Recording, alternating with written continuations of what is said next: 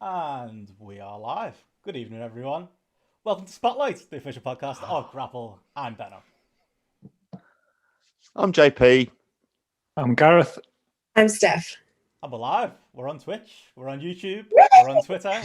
It worked, I think. If the audio was slightly off, I'm going to apologise to everyone. We've had a few technical issues so far in setting this up. Only been sat here, for the last hour and a half or so trying to work this out. It's all gone fine, everyone. Yeah, just 2 hours of sitting here ready. You got to hang out with fairness, I missed. True. I missed the end of Arsenal Aston Villa, which was absolutely awful, but I didn't see any of it as a result. So I'm kind of glad for the technical issues that we had early on, Benno. It's probably not the worst thing. Don't do yourself a disservice. Well, I'm glad I got some company. There you go. Yeah, good to have you on again, Steph. You're going to set the chat alight again. I think we're only just recovering from the controversy the last time we had you on. Absolutely. And I'm celebrating. I have a little bit of the bubbly in honor of a certain man. It's not real bubbly. It's M&S, not Jericho, but it's going to keep me going. Wow. Because it's been a big weekend. A big weekend of celebration in the world of wrestling and beyond. Yep, plenty of that to get into. Feel free to jump in. I'm looking at the chat because people are losing their minds at JP's shirt here. JP, do you want to explain what it is? Really? I can't see any of this at the minute. What's going on? Because I'm looking at a Prime Video advert on your Twitch stream.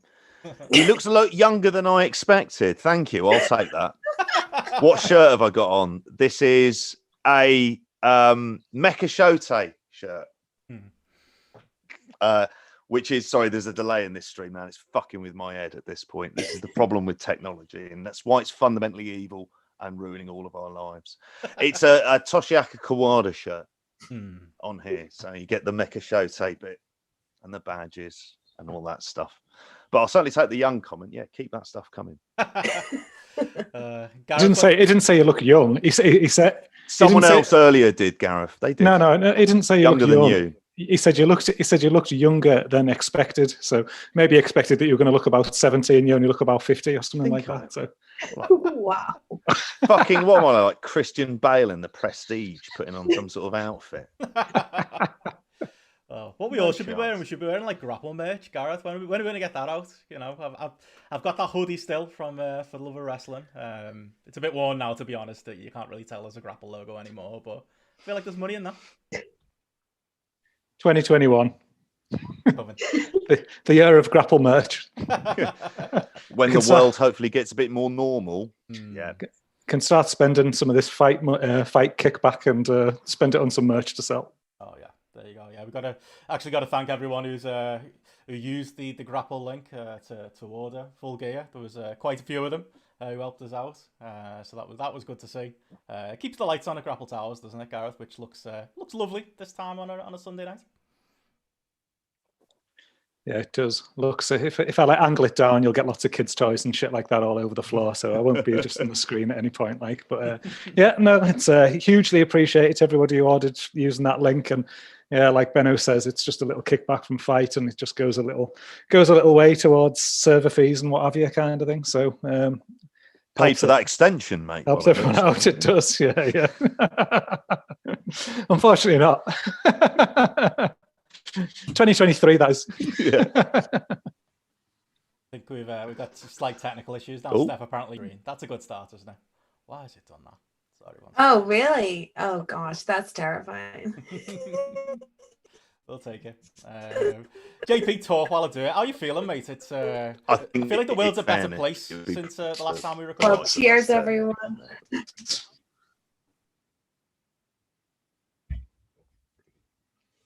Me? Oh, hang on. This is going well. Let me just. I'm just sort. We got. It's the first time we've done this. JP, talk about Trump. Fill some time. Filibuster. Oh, right. Is that what I'm doing? I'm literally filibustering. So what should I say about this? He's gone. Thank God. He was a genuine threat to democracy. That was the key thing. Get rid of him. Save the arguments for fucking afterwards. I watched too much of that election coverage. went onto a political podcast to talk about it. Hmm. Did my best to sabotage it halfway through with my kettle. Oh, that was so funny. I laughed Which so I really hard. did try hard. It was really good, very serious conversation about what's gonna potentially happen in the 2 months building up to the end of the election. Like, Jesus Christ. I was all done with election coverage by Saturday when they announced it. I went, right, just gonna watch some wrestling. Just gonna concentrate on wrestling for a bit. So that's all I've done. It's been politics and wrestling. And the two have not really crossed over perhaps as much over this weekend, other than the likes of me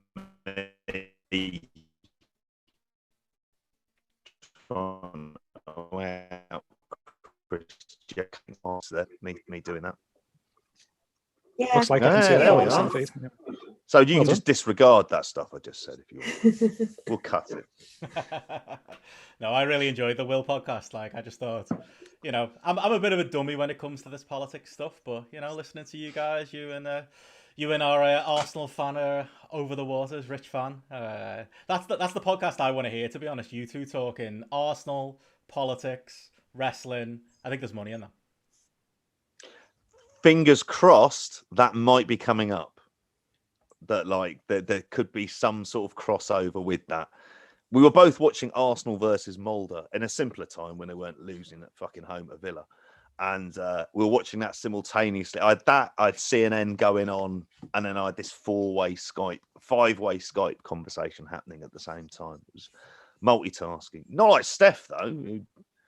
You speak to like FTR, don't you? Yeah, I did speak to FTR this week. Spoke to everyone this week. Ahead of it. I did speak to everyone this week, but first I spoke to FTR ahead of the biggest tag match of all time. And they were lovely, lovely men, I thought. They were really nice. And then a couple of days later, I spoke to Anderson and Gallows and Rocky Romero, who were also lovely men, maybe a bit more fun. But, you know, that's not a knock on FTR. But, you know, Anderson and Gallows would be pretty fun on a night out, I think. Especially Gallows. And, yeah. He's mad for the red wine, isn't he? Blood. Is he? Yeah, I remember watching the shoot interview and they were just fucking lashed up to the gills. Fair play. It was that Bullet Club merch at the time. It was just them getting pissed with a younger Tama Tonga. Oh. Yeah. And then I rounded off the week by speaking to Sasha Banks. So that was good. How was she? How's she? She's great. She's great. She couldn't say much about the Mandalorian. She's great. That's only going to be I've been watching The Mandalorian. Yeah. I suspect it's going to be a sort of, it looks like a sort of bounty hunterish type cameo that they'll do towards the end. Yeah. It's full of all that stuff. It's a hell of a role. I would say that. It's like, look for her to be going down that world. Yeah. Yeah. My favorite bit was when you were chatting to Anderson and Gallows and Rocky Romero, who was like a nice little surprise in your interview. How shocked they were that there was a girl who'd listened to Talking Shop back in the day, and how apologetic they were that you'd listened as well. Because you hear some things on that podcast, to be fair. It's like being on this one. Little do they know you've done stuff with us. So. I know. I should have been like, oh, it's all right, guys. I go on GRAPPL and it's pure filth, usually brought by me. You know, if they heard my last GRAPPL appearance, they wouldn't have been apologizing, that's for sure. But you should have asked them if they knew what an otter was. I reckon they would. I think Anderson's quite well educated, you know, he's a man of the world. I think Gallows would probably know as well. Rocky seems very innocent. Yeah, he does. But I did used to listen to the original Talking Shop. There's certain wrestlers, certain WWE wrestlers I can never really look at the same again after some of the Talking Shop stories that were told. So that was the original Talking Shop was a good podcast that spawned a lot of things. Oh yeah. And their Talking Shop Mania 2 sounds like it's going to be interesting. There's a ball for a ball match. Oh. What's the rules? And yeah. The rules is that one opponent has to take the other opponent's balls. And I think there's a run-in. That can't be legal. Scott Steiner does a running, I'm pretty sure, during a ball because I asked them something like, was there anyone that it was hard to explain to or that didn't want to do it? And Gallup's like, well, explaining to Scott Steiner that he has to do a running during a ball for ball match was pretty unique. I was going to say it when he didn't have that fucking big tiger with him, because you don't want that big tiger in a ball versus ball match. Definitely not. I was going to say as well, he's more suited to maths problems, is Scott. Like if you're giving him kind of like role play stuff, he's going to struggle. But we reviewed that, didn't we? Yeah, we reviewed that when I was on. Yeah, that was my idea. Benno thought it was JP, but it was actually me that wanted a Talking Shop and Media review. I'm more than willing to kind of sit there and watch any of this stuff. Says the person who sat through an entire Qatari pro wrestling show. That's it. I think we need to like get into the business of running our own wrestling shows. I think we can do better than like ball versus ball. I feel like we could do, you know, throw in a few like, you know, spotlight specials. Throw in like some of the the bear versus otter match. That could be like our main event. We could make some money. Who would be in that? Well, somebody in the chat said that they want to. They're going to do a drinking game every time we mention the name Will Cooling. So I feel like Will Cooling would be one or the other in that match. I don't know. If Will Cooling would be into that. No, Will Cooling can be the referee. No, Will's doing the twink on a pole match.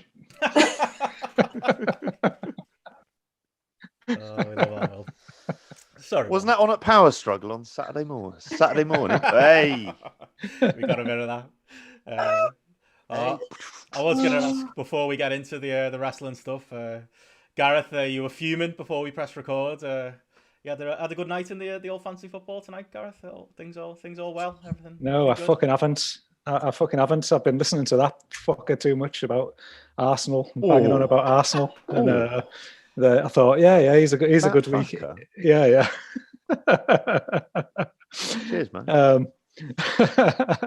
The old free hit was played this week with Arsenal supposedly looking good look at the back, good and solid at the back there. So got a bit of Leno in, got a bit of Bellerin in, brought a bit of Aubameyang into the midfield. What have we got? Shite. It was the only benefit of having Tyrone Mings and Jack Grealish in that side, of just getting those points. But it was. I'm not liking what FPL is doing to me, to be honest with you. It's making me look at results like this, where normally I'd have been seething coming onto this show, as I have been in the past. Now I'm going 12 points. You know, could be worse. Every cloud, and I shouldn't be thinking like that. I should be seething. I should be shouting about Lacazette missing an absolute sitter in the first half, you know. But this game does something to you, doesn't it? It's not good.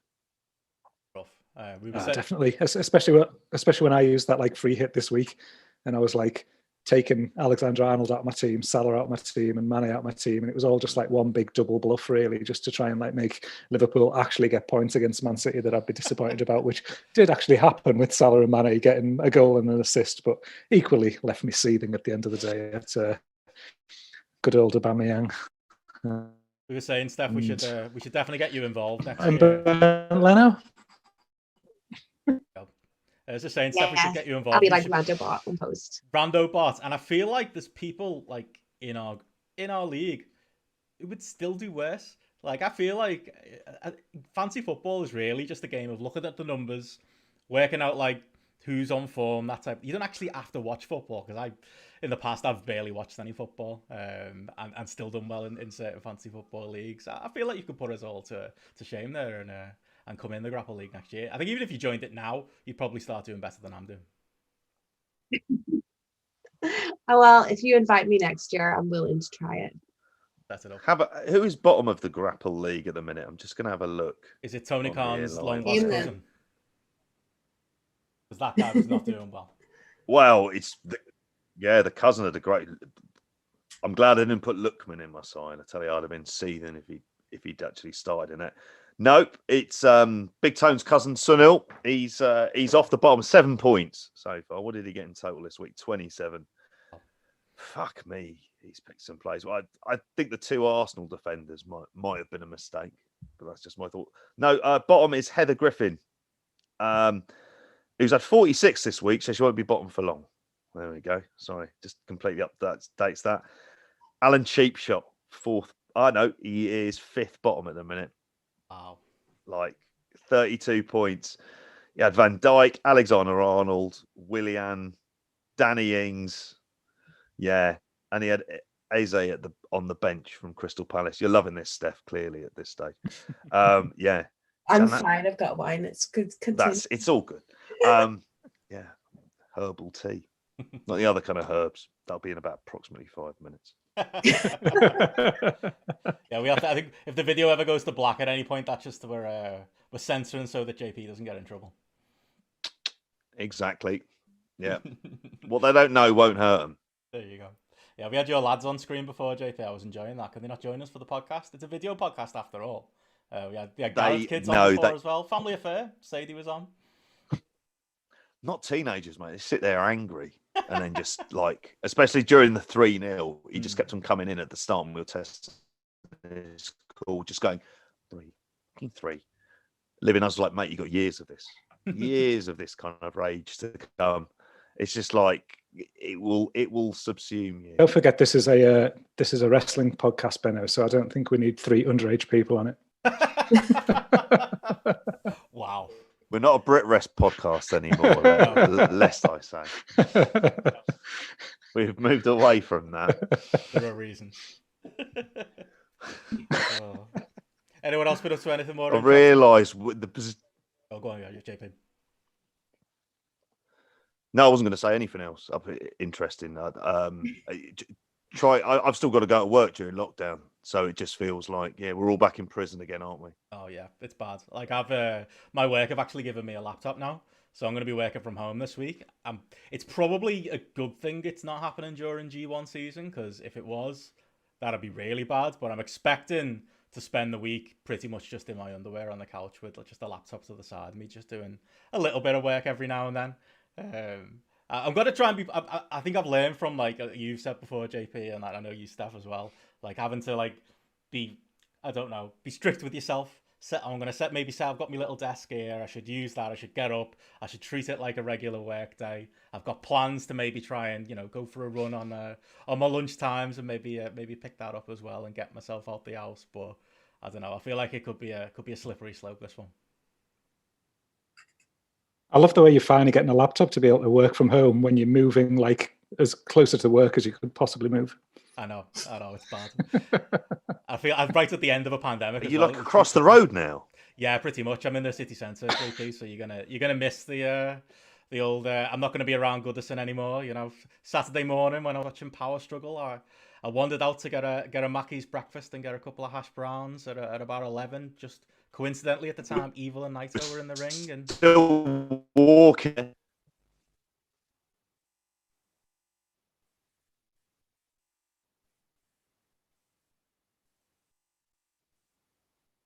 Oh, have we gone? Oh, there we go. What'd you say, JP? The Gremlins are with us tonight. I don't know. I couldn't hear anything there for a second. I heard you asking if we were still walking. I couldn't hear.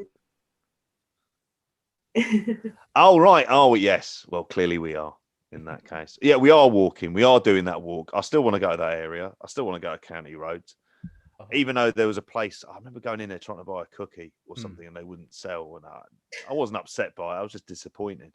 But there is something very kind of, all I can say about your works car park is it felt very GTA for me. That was the kind of vibe I got from that. Liverpool City Centre, though, near the Ship and Mitre, when things reopen. They're not going to until after Christmas. Yeah. We'll try and do like a big day out again. And celebrate it once we all can go out of our house. But yeah, it won't be the same as living where I'm living now. And like I say, I basically missed the entire main event from Power Struggle because the Man United coach was arriving at Goodison. That's the state of my life currently living in this area. So it can only get better than that. Did anyone do anything good for Bonfire? Did you Halloween, anything like that? Oh well. No. As if I'm going to be celebrating Bonfire night. I don't get it. Why is it a thing? Like I know we're wrestling fans, so like I can't really like speak too loudly about it, but explosions in the sky? Like, is that something worth like going out for? Like, even Halloween, I don't get Halloween, to be honest. I feel like this is probably a dangerous thing to say as a wrestling fan, but I do kind of feel like Halloween is for children. I don't really understand why people get really excited about it. I hate this time of year. I just can't wait for Christmas. I want my festive bakes, and I want Christmas to come. That's all I want. I love Halloween. I felt really sad this Halloween because it's the first Halloween in about maybe 10 years where I haven't dressed up or gone out or anything. That was very sad. Halloween is not just for children, Benno. You've obviously never experienced a great Halloween as an adult. And if you want to do a joint costume next year to try and get into the Halloween spirit, we can do that.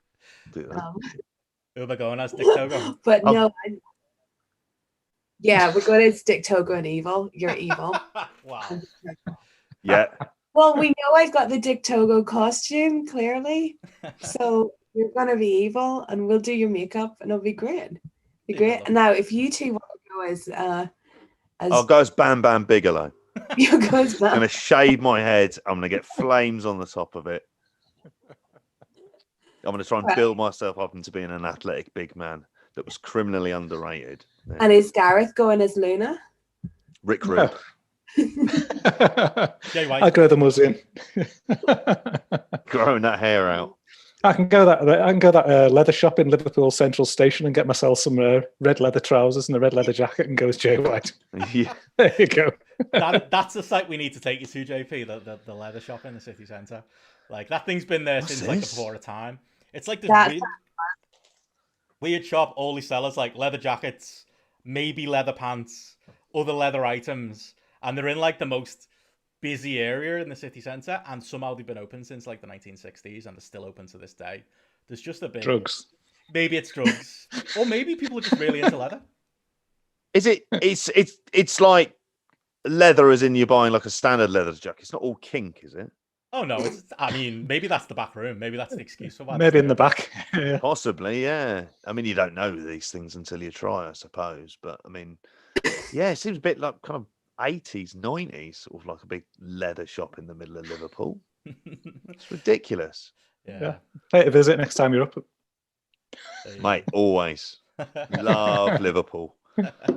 Although that one street outside that Cilla Black statue and just like the state of that street, God. Oh, this is Matthew Street, the world famous Matthew Street. We were on a double J trail, weren't we? Tranmere. We're following around. We'll just go where Jericho's. I think that's a good, like, it's a good idea for a podcast, as you've said before, JP, and a good idea just for a life in general. You just go around and just see the sights of Jeff Jarrett, do a little Nashville tour, go to Japan. You could basically go everywhere, channel the career of our Jeff. You know what? I bet that leather shop has got a white leather sleeveless 3/4 length kind of. It wouldn't surprise me one bit if there's one of them in there. So you never know. That could be a cover art for your Jeff podcast. Get yourself one of them. I've been doing some research into early refereeing Jeff. That's where we're at. Find out some shit about the family. It's a weird deep dive, but we're in a lockdown, so fuck it. We can lose our minds to shit like that, can't we? Oh, We've got too much time on our hands. That's the issue. We all do, don't we? That's why we watch 7 hours of wrestling in like little over a day. Well, I was going to say, I've been trying to like talk Steph and WH into starting a fashion podcast. You could be the first subject in your Jeff Jarrett leathers. WH wasn't impressed with Jay White's red leather jacket on the New Japan show, Steph, but I know you were a big fan. I feel like there's a lot of mileage looking at wrestling fashion. Like, there's a lot of hits and a lot of misses.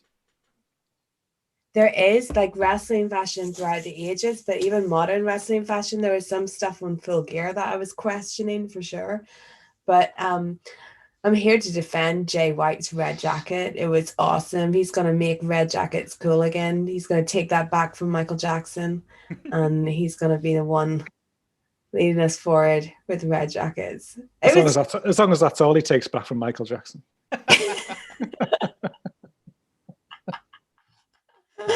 But you know, I thought the red look, it brightened him up. It was good. It was good. Gato, on the other hand, not so much. The most stylish man in New Japan is still Dick Togo, though. So, What about too much time on our hands? That's the issue. but you know, I thought the red look, it brightened him up. It was good. It was good. Gato, on the other hand, not so much. The most stylish man in New Japan is still Dick Togo, though. So He's He is very Wolfpack, as I was saying last week. I think the old red and black there. It's I think got the old Wolfpack look going on there, which again, it's one of these seeds that lead to nothing. But for me, it's like, oh yeah, here you go. Here's your little seed for the Bullet Club storyline. I'm down with Wolfpack Jay. Yeah, if Bullet Club breaks up, Jay's bit would be the cool Wolfpack bit, and Evil's bit would be Hogan. Yeah. Brian Adams. Yeah, Horace Hogan. It really would be, wouldn't it? Yeah. Oh, yeah. Well, I mean, that Yujiro is basically Horace Hogan, isn't he? Somebody's got to be Horace. You need a Vincent as well. Do you? Do you need a Horace? Did you need a Vincent? I'm not sure you did. Do you reckon those lads realised, like, at the time, like, when it was like, oh yeah, we're taking all the cool people out of the group and we're doing, like, this Wolfpack elite thing. So now your stablemates are Horace Hogan, Vincent, Stevie Ray, Scott Norton. Yeah, you know, all the cool guys. You can't be like, I think I'm being told something here. I think that's one of the times that Big Kev got one over on Hogan. Because he was like, no, we're going to do this like kind of intra NWO warfare. And he probably thought, all right, who will you take? And he probably thought, oh, you can take Conan. He thought, you know, yeah, shit wrestler. But yeah, we'll get him to do some sort of standard K-Dog style stuff. He got all the cool people. All the rest of the muck went over to the black and white. Even Scott Norton, who I don't mind, but fucking hell. Like, yeah. God, yeah. We're going to get that, aren't we? We're going to get that sort of shit at the Dome and afterwards. I don't think they would have given a fuck. Like, I think they'd have been selling that black and white merch, getting that percentage in their paycheck at the end of the month or at the end of the year, and like, fuck it. The proper old school wrestlers, them lot. Chase the money. Yeah. Yeah. You always that's what it was. They always needed someone for the house shows, didn't they? It was like Hall and Nash and that weren't working the house shows, so like just throw an NWO t-shirt on like Michael Wall Street. He can be in the NWO. Big Bubba, he can be in the NWO. That works. And just so when they come out on the house show and the music hits, the fans will love it.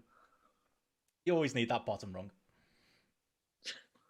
That's going to be a dark dive, isn't it? That sort of like 99, 98 WCW it gets bad. I mean, 2000, everyone knows about how absolute shite that is, but fuck me. It was bad for quite some time up to that. Compared to modern day Raw, it looks good. Yeah. Oh, that is true. Very true. Yeah.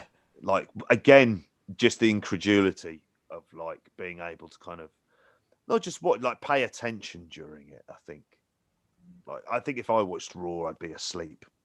Like, if I went 15 minutes, I'd be absolutely flabbergasted by it. We've said this many times. Yeah. I think that about like that Wrestle Talk show that you do, Steph. I think you've looked out there being the Thursday guest, getting to do Dynamite and NXT, and not being the Raw reviewer or the SmackDown reviewer, because that is, I mean, I don't know the likes of John and Way and Meltzer and Alvarez and that, how they do that every Tuesday and Saturday morning. I don't know. You get all the fun stuff. It's good to have something actually good to talk about, because with like Wednesday nights, at least one of them is usually good. Usually like Dynamite's amazing and NXT's pretty good. So at least, and also both shows only 2 hours anyway, so it's not a 3 hour slog. So yeah, I definitely got the best night there. Yeah, I deserve it though. It's fine. Yeah. If you're watching one NXT all right at the minute? I didn't see the Halloween Havoc show. Apparently I wasn't too into that was a whole thing. Yeah, I wasn't too into the Halloween Havoc show, I know, but people were, and people basically told me off because they thought it was better than Dynamite, but I'm not very much like into all the gimmick stuff and whatever, so I thought it was a bit silly, but generally NXT it's pretty good, yeah. It's certainly the best WWE show. Though SmackDown's pretty good at the minute.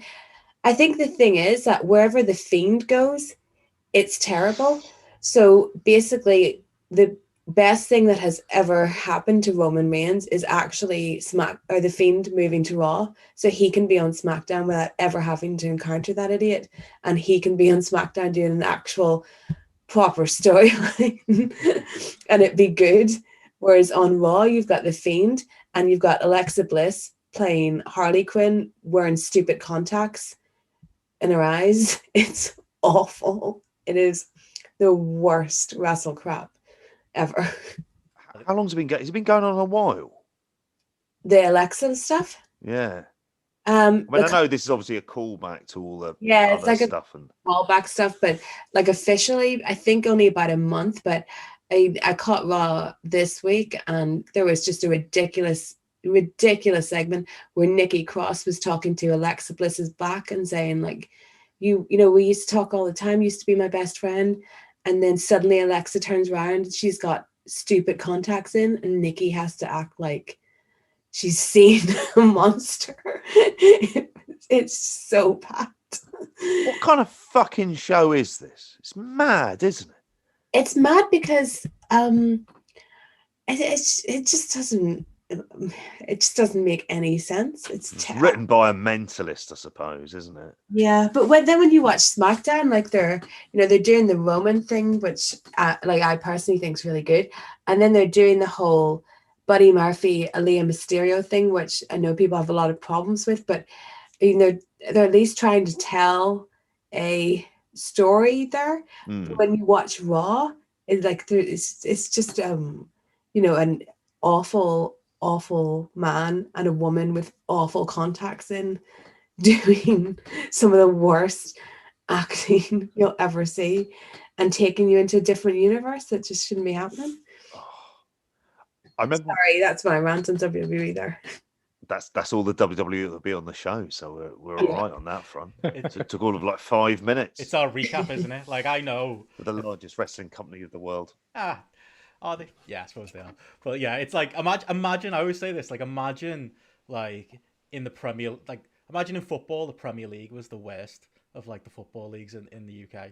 Or imagine, like, any other sport where, like, the most, I know it's not a sport, but the most famous company that everybody knows is also the worst. Like, I'm always like, I think that's the problem when you tell people that you like wrestling, they assume it's that. But you forget though, I think because we have to do like a prep. Yeah, that's it. Yeah, I'm trying to. Sorry, I like that Japanese stuff. I like more interesting stuff than that. But like, you do forget though, they are out there. Like these Raw and SmackDown fans, and like anytime I have a slight go at WWE on Twitter, you know the Alexa Bliss and the Bray Wyatt avatars are coming. Like that's the true sign of someone who like, okay, this person doesn't know what the fuck they're talking about. Is either one of those two avatars, but there's still fucking thousands of millions of them out there. I just don't know though how they haven't given up like we all have at this point. It happens everywhere though, doesn't it? Like you've got to think, Mr. Blobby went to number one. That was the number one selling single. Oasis. I won't go into that again. But, Babylon Zoo. Babylon Zoo is really good. Titanic, Titanic as a movie, like going the box office sales that did and stuff like that. It's out there. It's not just wrestling. There's absolute bilge going and selling loads and been the leader in every genre of entertainment. So we'll be happy to just stick there with our independent movies and our unsigned bands that we enjoy so much. I was gonna say I can remember being like 12 when Titanic came out. It was 1996, wasn't it? Titanic, and like 97. Was it 97? So it would have been 13, even worse. And my mum, she was like, "Oh, this big film's come out, and everyone says it's great." And she made this point of us all going to see Titanic as a family at the cinema. And I was 13, and I was mortified. And like we all went. We all sat there and watched the thing. And we all sat there. I think I eventually, being a moody 13-year-old, made sure I went and sat like the other side of the cinema. Because to me, it was like, oh, this romantic Kate Winslet thing with Leonardo DiCaprio. It's going to be terrible. And I've got to be honest, 13-year-old me kind of enjoyed it. Now, that might be the Kate Winslet scene where she gets painted by Leonardo DiCaprio. I was 13. But I will defend Titanic. I thought it was all right. At least you weren't sat next I to knew that's where you're going. When I went to see that in the cinema, I'd have been about 19, and there were just people fucking sobbing around. It was an event, mate. It was, and I hated every aspect of that. Mate, as soon as I saw that pint of Guinness, I went, "This film is fucked. I'm not happy about this. That is not a pint of Guinness." I was cheering on the iceberg, frankly, and people fucking sat there sobbing shaking like shitting dogs watching the screen. It was only when the hair went, right, now we're fucking sucking diesel. Let's crack on here. He could have got on the board as well. Let's face it, he could have got on the board. I refuse to accept that he couldn't have. He was, it's an awful film. I hated it. The Celine Dion song, and it never went away. There were people visiting the grave of the character. What's his name? Jack. Oh, was he real? I didn't know that was based on a real Dawson. story. I just thought it was made. There was a real Jack Dawson on the boat, and there were people visiting a grave. That's kind of gross. Now, for all we knew, the real Jack Dawson could have been shooting women and children to get on board one of the lifeboats. We don't know that story, do we? They're turning up to the graves fucking crying and giving him flowers. Absolutely hated that film. Avatar the 3D, but that was shit as well. Aliens, on the other hand, that kicks fucking ass. That's when Cameron knew what he was doing. Somebody in the chat. I'm laughing at you. I'm laughing at you. Oh, go on, Gareth. I'm laughing at him cheering on the iceberg, supporting the heels to the end. Oh yeah, I was a Muta fan. I was a Rick Rude fan. That's what I wanted. I'm gonna say somebody's called Titanic the Ultimate Warrior of Cameron movies. I think that kind of works. But I liked Ultimate Warrior. I was gonna say though, JP, yes, you liked Warrior. Prick. I never liked him then, and that was even before all the other stuff that he actually thought and fucking said. Hey, Gareth will know this. I've sullied his app with WrestleMania 6 Hogan Warrior. 5 stars on the GRAPPL app. A rare 5 stars I give out. It would, maybe modern day it wouldn't quite be NXT UK Walter Ilya, but at the time, classic match. Oh, I tell you what, as much as I hated the Warrior, that match was.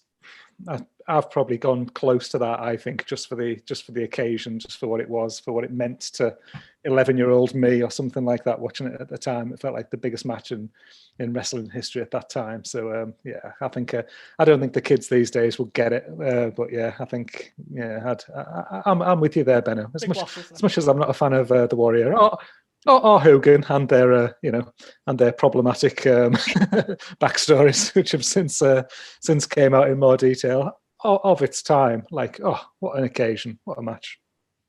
You say this while I've got a Hogan. I haven't gone back and seen it in ages.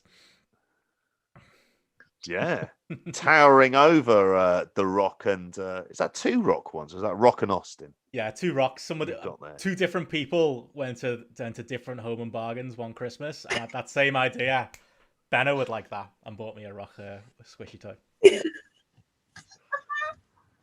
Nothing wrong with that. That's actually a good shout, isn't it?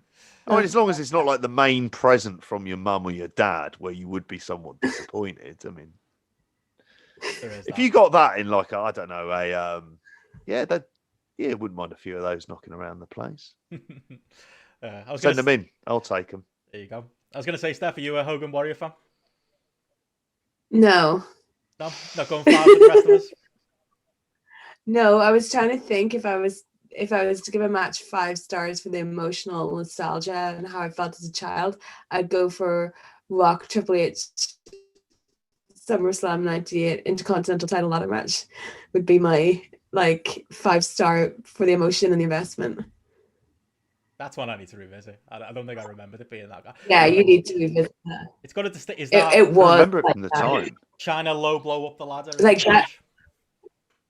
Yeah, after Mark Henry comes out, that's when Triple H was very sympathetic, trying to get this Intercontinental Championship.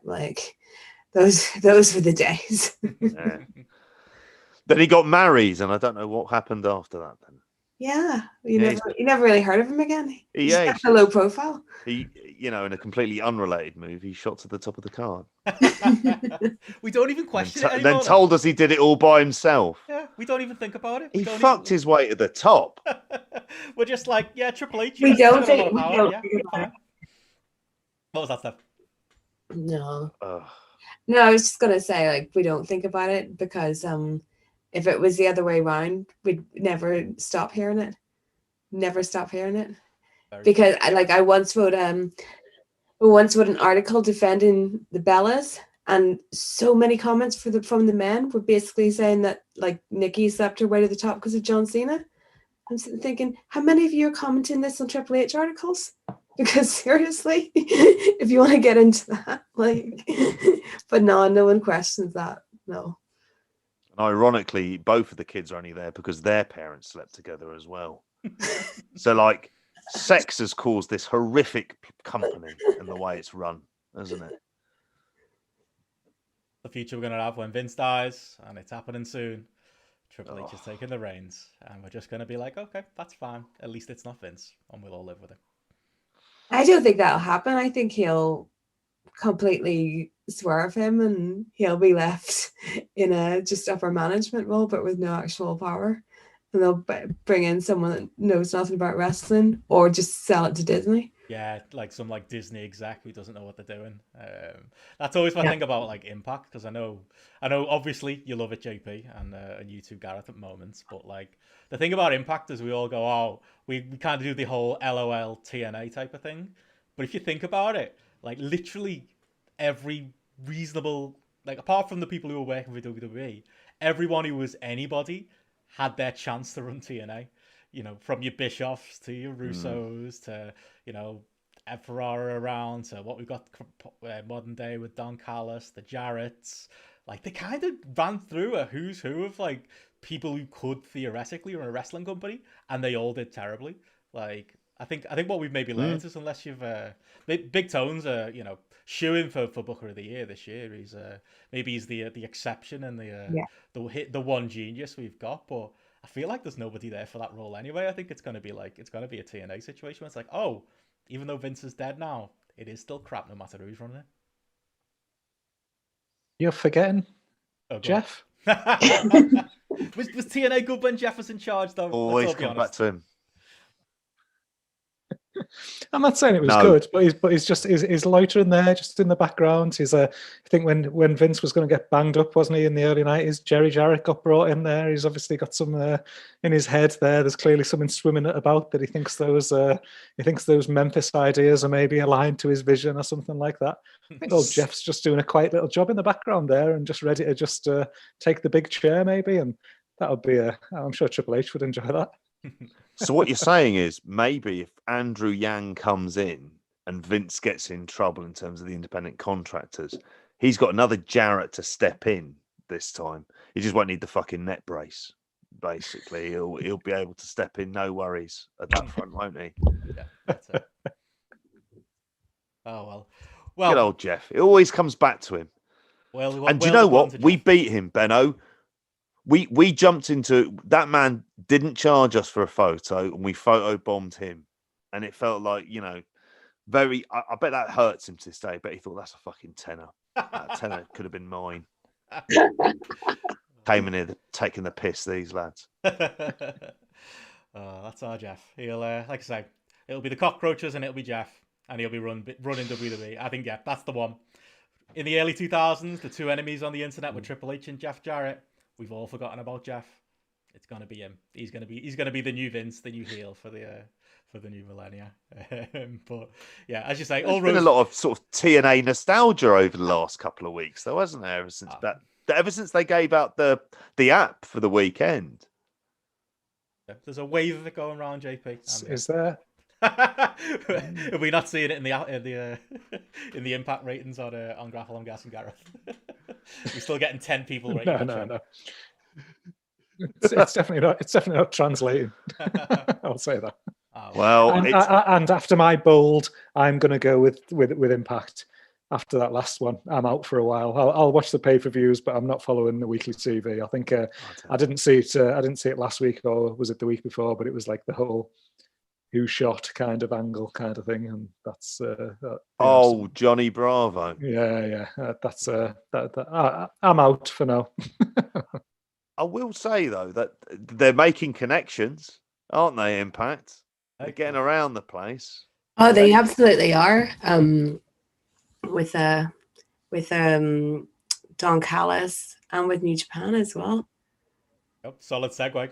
Because that is the next thing we're going to talk about, and you know, it's Impact. They always find a way. Like there was those stories at the original All In where Tony Khan was like this mysterious money man that rumors had gone round. He was looking to start a wrestling company, and literally at All In, he was hiding from the representatives of Impact and Anthem because he just didn't want to get into bed with them, and he knew what the damage could be if he did that. But yeah, we're sneaking in because we're going to talk Full Gear now, and there was a representative of Impact on that show. You know, Don Callis with his little Impact banner. It literally named him as such in the opening match. So there's always a chance they'll always win their way in and always find a way. But yeah, I mean, let's talk that. Let's talk Full Gear. We're going to talk New Japan a little bit later on, but let's get into that. It was last night, so it is the big story. And yeah, apart from Don Callis, I think there's a lot to sink our teeth in from this AEW show. I've got to be honest. I was saying on Twitter last night, it was for me trending towards being maybe my favorite AEW pay-per-view ever. I had a couple of people name some of the other pay-per-views, like, the first ones, and, the last year's All Out, and, there are Double or Nothing, the original Double or Nothing, but there was maybe... Yeah, there you go. Yeah, they've had some strong pay-per-views. I think we forget because the last one was a little bit weak, but this one, as far as it was basically a little 4 or 5 match run where it was looking great, and then it went off the cliff just a little bit, in my opinion, at one point in the night, and didn't fully recover, but all in all, fantastic pay-per-view, and yeah, another a long one. I'm pretty tired today from staying up for that, but another good entry from AEW, and yeah, I think overall a really enjoyable pay-per-view. Steph, I believe you were up late for this one. Yeah, I was up really late. I watched the whole show, and then I stayed on for on the conference Tony call? Khan doing his media call. Yeah. Yeah, I got to ask Big Tone a question. The life highlight for sure. It was very exciting. He was great. I think he comes across so well, when he's doing these things. He really does. Like, I can't imagine Vince sitting, smiling away after a show like that, taking questions about everything that happened. So Big Tone makes a good impression. But I thought, because I rewatched it today, I think it is the best pay-per-view of 2020. I wasn't sure last night, and then rewatching it today, I think it is the best pay-per-view of 2020. Oh, high praise. How's it trending for that on GRAPPL, Gareth? Mm-hmm.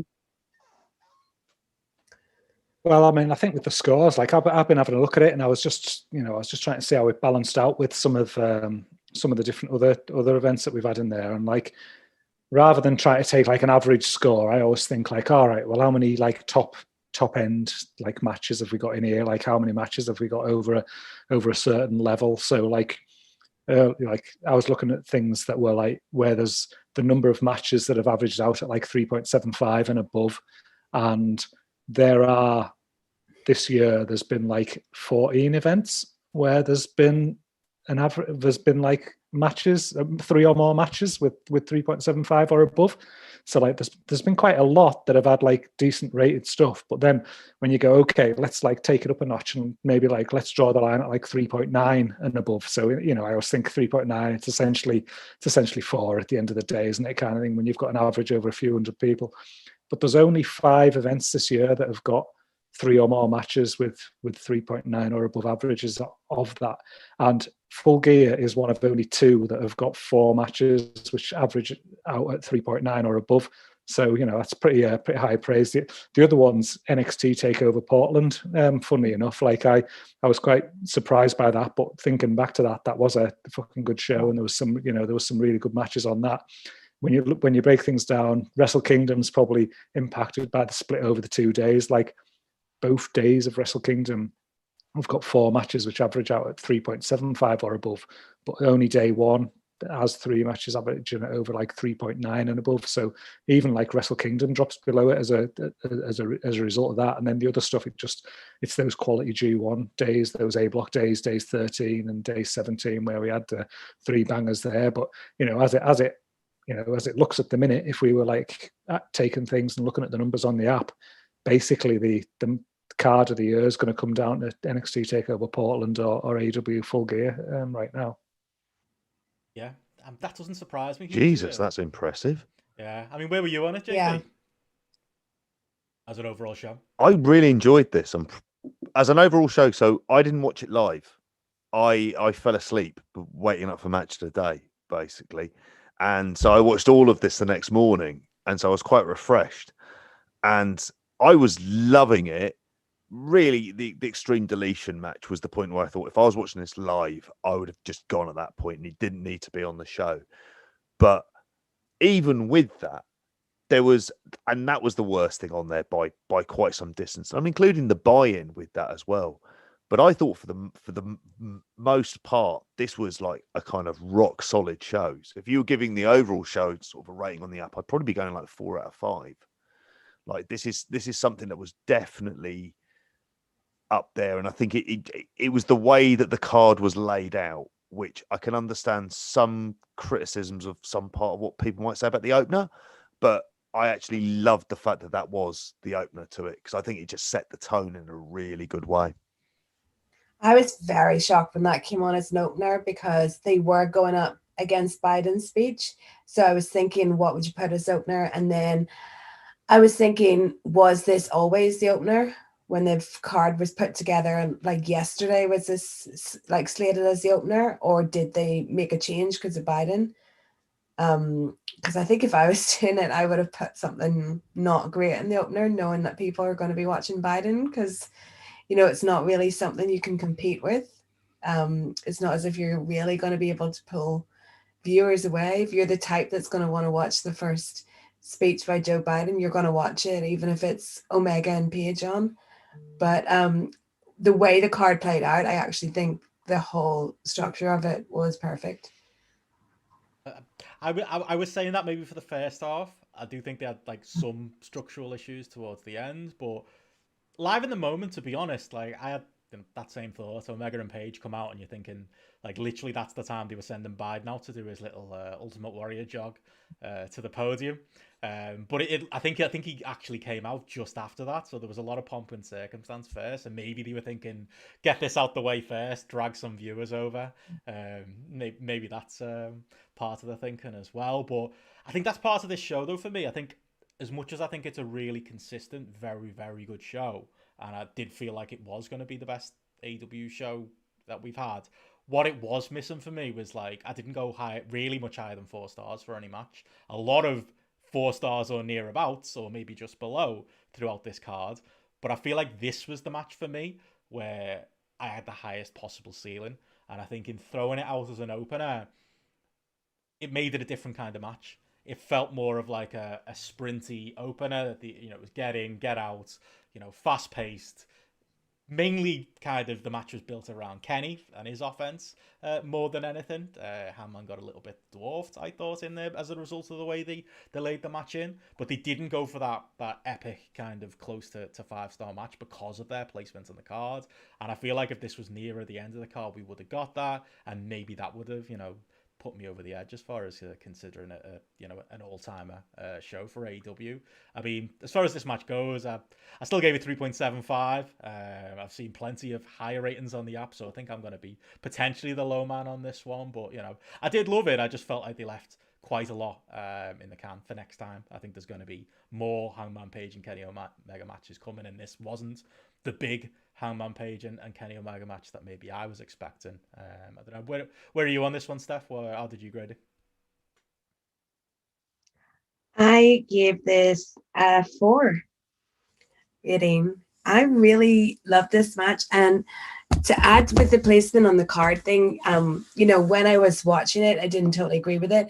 But then when I was watching back the show today and I saw everything played out, I realized that it kind of had to be first because both men in the match ended up making secondary appearances. Like Kenny came out during the end of the Young Bucks match and Paige came out as well during that match. And then Kenny came out at the end. So really, there was kind of no other way to put it than at the beginning. So I think that worked. But as far as the match, I think firstly, I thought Justin Roberts' introduction for Kenny was amazing. Like it really built him up like so fantastically. That's something I kind of missed on the first watch, like actually listening to what he was saying. And it was so good. And Kenny just looked like his coat and everything. He just looked like such a badass. Not necessarily like a heel, but like a kind of a badass, cool villain type. That's something we've been missing. But their match, the way they worked it, they were so in tune with each other. It was exactly the kind of match that two guys that were a tag team should have. And it's exact opposite of when you see Evil and Sonata. And they seem like two guys that have never met before, let alone like been a team. Whereas Kenny and Paige, like the whole match was about kind of how well they know each other really from working together. And I think the ending was just great. Like it was just Paige knowing he'd kind of got caught and doing like struggling to the very end and then getting taken out. And yeah, I just wonder, like, kind of, I left, my end thought was not, you know, what's going to happen with Omega Moxley. My kind of end thought was what's next for Paige, really. But it was a really good outing for him, and he's really sympathetic, and I can only imagine what's next for Paige is more alcohol. Basically. How about you, Gareth? Yeah, I mean, the placement on the card didn't bother me. Like when it started and that was the first match, I was like, "Fucking yes, here we go," kind of thing. Like I was really upbeat about that, and I almost feel like people have bought the pay-per-view already, sort of thing. They're sold, kind of thing. And it just, for me, I was thinking, oh, this is just a great way to just get things rolling and really kind of like set the standard from the off, and just, you know, really lay a marker by these two going out and having a great match. And you know, I was teetering between 4 and 4.25, and I ended up just like nudging it up to 4.25, probably on the basis of where I like placed some of the other matches on the card. When I like came to rate them a bit later, I was more thinking like, oh, actually I enjoyed that a bit more than the other ones, so I ended up going up to 4.25. But I mean, for me, it was just that kind of, I just really enjoyed the 100-mile-an-hour pace of it. You know, it was just real. Like they just started off absolutely flying into it, sort of very aggressive. You know, very very fast. And like Steph says there, you know, that whole idea of them knowing each other and the counters that they brought in there, and people going for things and it been reversed or things been missed and things like that. So, you know, there was just some, you know, great spots where people were just going for big moves and then somebody would counter it or they get out of the way and things like that. And I think as well, I mean, it's probably described as a bit of a sprint because of the pace that they held and the pace that they held throughout. But like, it was a 16-minute match, you know, 16 and a half minute match. It still ran a long time. It wasn't like it was some, you know, it wasn't an 8-minute match kind of thing where, I don't know, think of something, the great sprint, like Ospreay Riddle had one at Progress, you know, that was, I think it was about 8 minutes or something like that, where it literally was 100-mile-an-hour kind of thing, and it was a genuine sprint. But I think for me, this just showed within that time period they were capable of having a quality match, and it left plenty on the table, which I think is critically important for them taking things forward. You know, they absolutely don't want to, you know, blow the load on this in the first match kind of thing, because this is going to be central to what they do throughout, you know, 2021. And, you know, JP's alluded to me referencing about, you know, where's the 5-star match going to kind of come in the future for AEW. But on the back of this, I was just left thinking, okay, if this is a 16-minute match that's in that 4 to 4.25 territory, you know, when they do go out and they do put that 25 to 30-minute match out there that's got a bit more layered storyline behind it, because the stakes out there as well with like the world title and things going forward, then yeah, these two together probably do have that potential to, you know, have that real tippy top match, which I think, you know, again, in the next 12 months for AEW, that's going to be really important, because it's going to get a lot more eyes on the product, and it's going to get a lot more people taking them, you know, more seriously, more credibly as well, and people viewing probably Kenny and Hangman as bigger stars than they currently view them now as well. So for me, it did everything that it needed to do. It sort of stepped that storyline on. Kenny looked better because of it. Hangman looked better for it. They left plenty on the table, and yeah, like great stuff as far as I'm concerned. I feel like it wouldn't make sense for them, you know, to have a 5-star match right now, just because of how Hangman's been portrayed. He's basically been portrayed as a bit depressed, and I think the long time storyline is almost like Hangman like being Rocky and building himself up to when he faces Kenny for that great 5-star match and wins it. I'm really am the high person on this. I went 4.5 on this. Oh wow! I absolutely loved it. For a lot of the reasons that Gareth said, it also could have just been the fact that I woke up, I had a good night's sleep, and all of a sudden, like, this match came out, and I was like, "Oh, fucking get in!" And it was possibly because when I put it on Fight, I saw it was 3 hours 43 minutes. I went, "Oh, for fuck's sakes!" I was like, "Oh god, this is going to be really hard work." But it's a lot of the things you've already mentioned in terms of the counter sequence at the beginning. I just love the stiffness of it. The flip off the barricades was kind of scary. There was that one slip, but I was fine with it because Omega then kind of worked it into the match for a little bit as well. And it was just like, I love a sprint, as you guys know. And this was like, there was one rest hold, which was like a front chin lock that Paige had applied. And I think, was it Kenny Omega had applied? And he was like stretching his legs up. So he was like really working it. So there was no wasted motion in this whatsoever. And the fact that there's more to come, the fact that this is the first kind of proper chapter in their singles feud, I am completely all in on this as a feud. I'm even sort of looking past when Kenny beats Moxley for the title and going to that point, which is kind of referencing on to what Steph said about thinking about Paige afterwards. That's how much I enjoyed this. I just thought it was a brilliant opener. Yeah, and that's it. I think, if we're all kind of going, roughly around 4 stars, and JP, you're a 4.5. Like, if the future is that this is like the first match of many, where are they going from there? That's kind of what we got to look forward to. And I think, in hindsight, maybe I looked at this show as being built around this match, and actually it wasn't, was it? This wasn't the most important match on this show, therefore it wasn't treated like the most important match on this show. But you best believe when Kenny becomes like the heel champion, or they go the Page route, there's gonna be a big world title match with these two, isn't there? And that's gonna headline the show. And yeah, I mean, as far as like they were so. Oh, go on. I was going to say they were so heavy on the New Japan teasing stuff, weren't they? That was all the references, and it was like a lot of it really was. This is New Japan Kenny Omega. This is what we're doing. It's New Japan Kenny Omega, which is obviously what they have been doing for a while. And I even thought actually the interview segment they did on Dynamite with the dog, I thought that stuff was fucking hilarious as well. I'm completely all in on this Omega character. Sorry, just interrupted you there to that's fine. Praise this match even more. Well, moving on, like I say, we were talking the show structure, and I thought perfect match to John Silver, Orange Cassidy. It was a come down from that, but also entertaining in its own right. And I feel like I should just turn this over to John Silver's #1 fan over there, GRAPPL Gareth in the corner, because I'm sure you love this one. I went 3.5 on it on the app.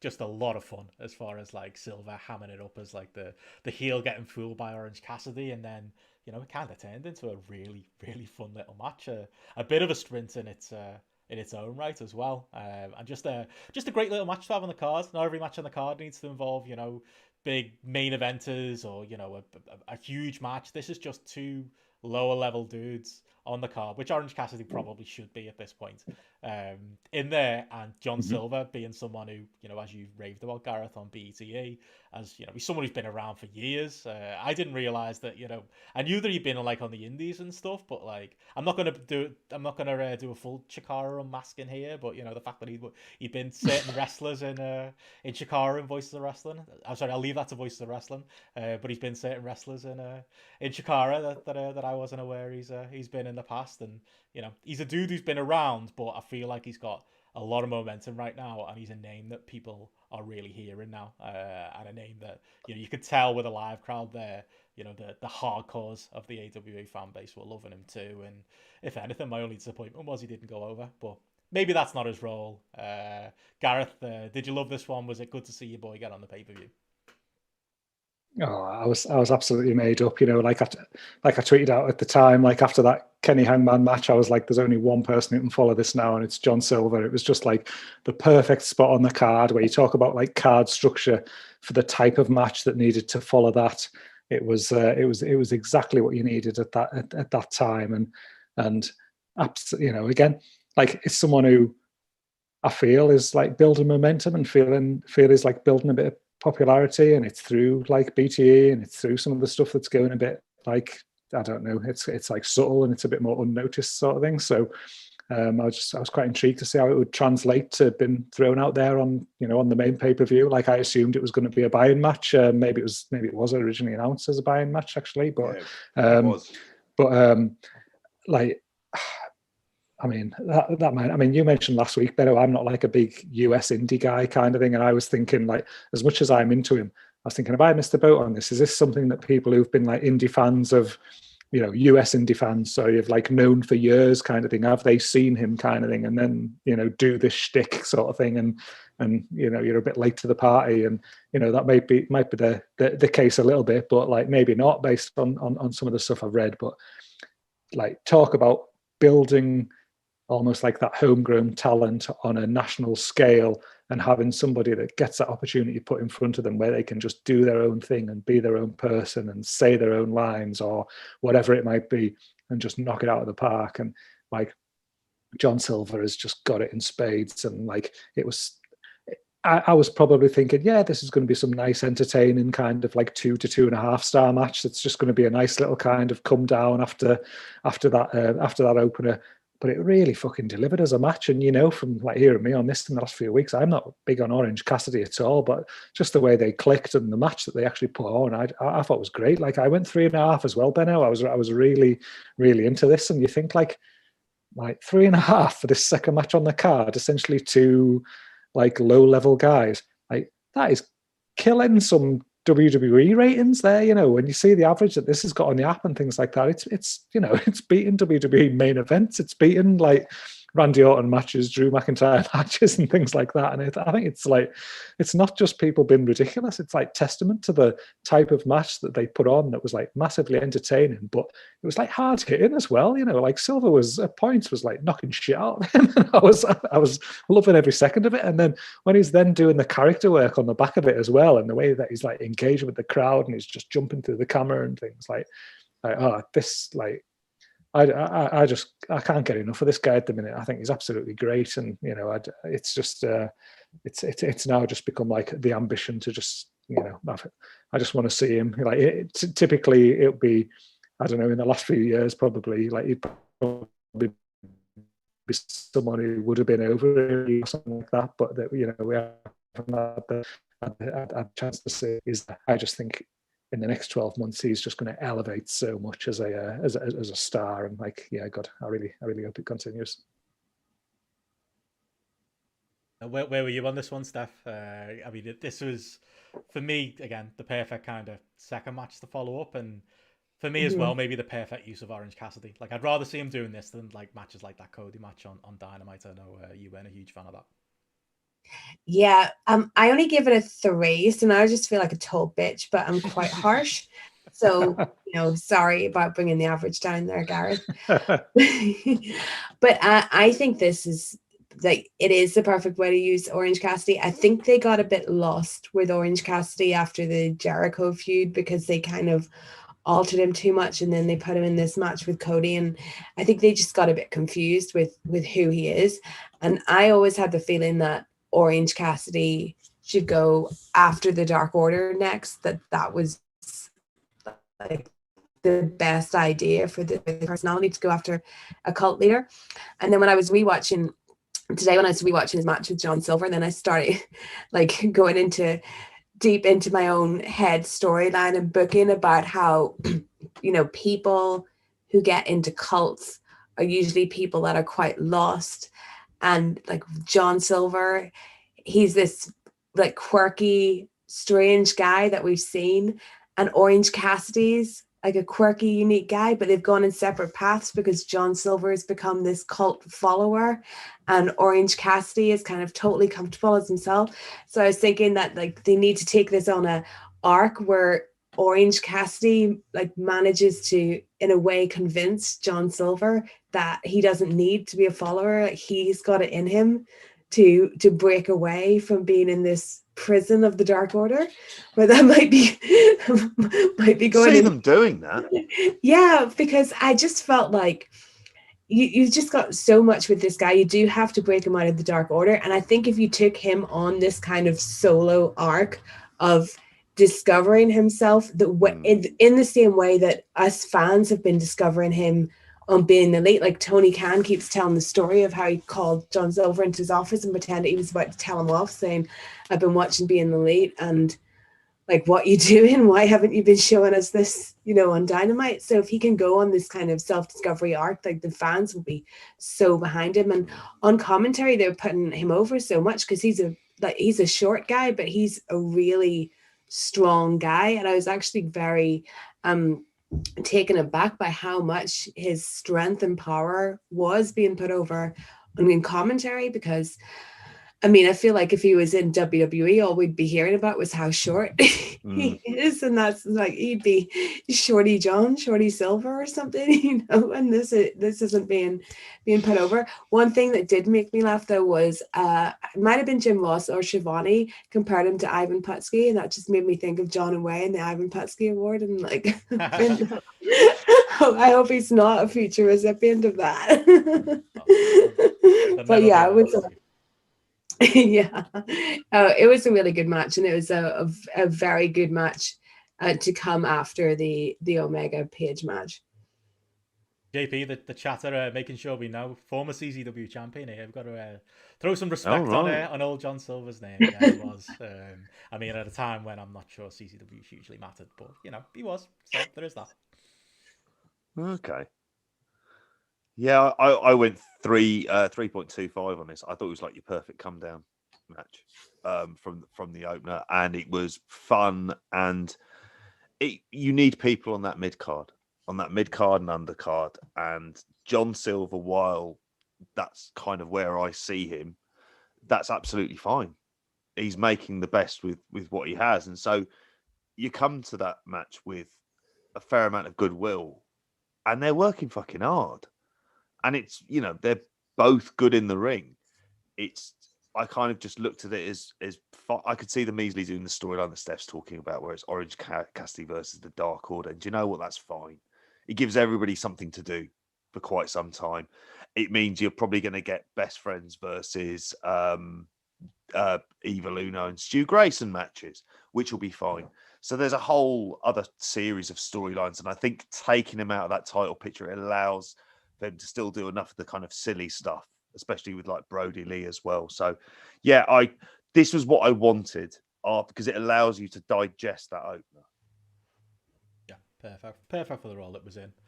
And yeah, it's shown, as we were saying there in the grapple app, it's only an average of 3.28. I feel like it's been hard done by a little bit there. But it was my fault. It down. Pulled it down. We need to get some 5 stars in there as well. But just a fun little serviceable match.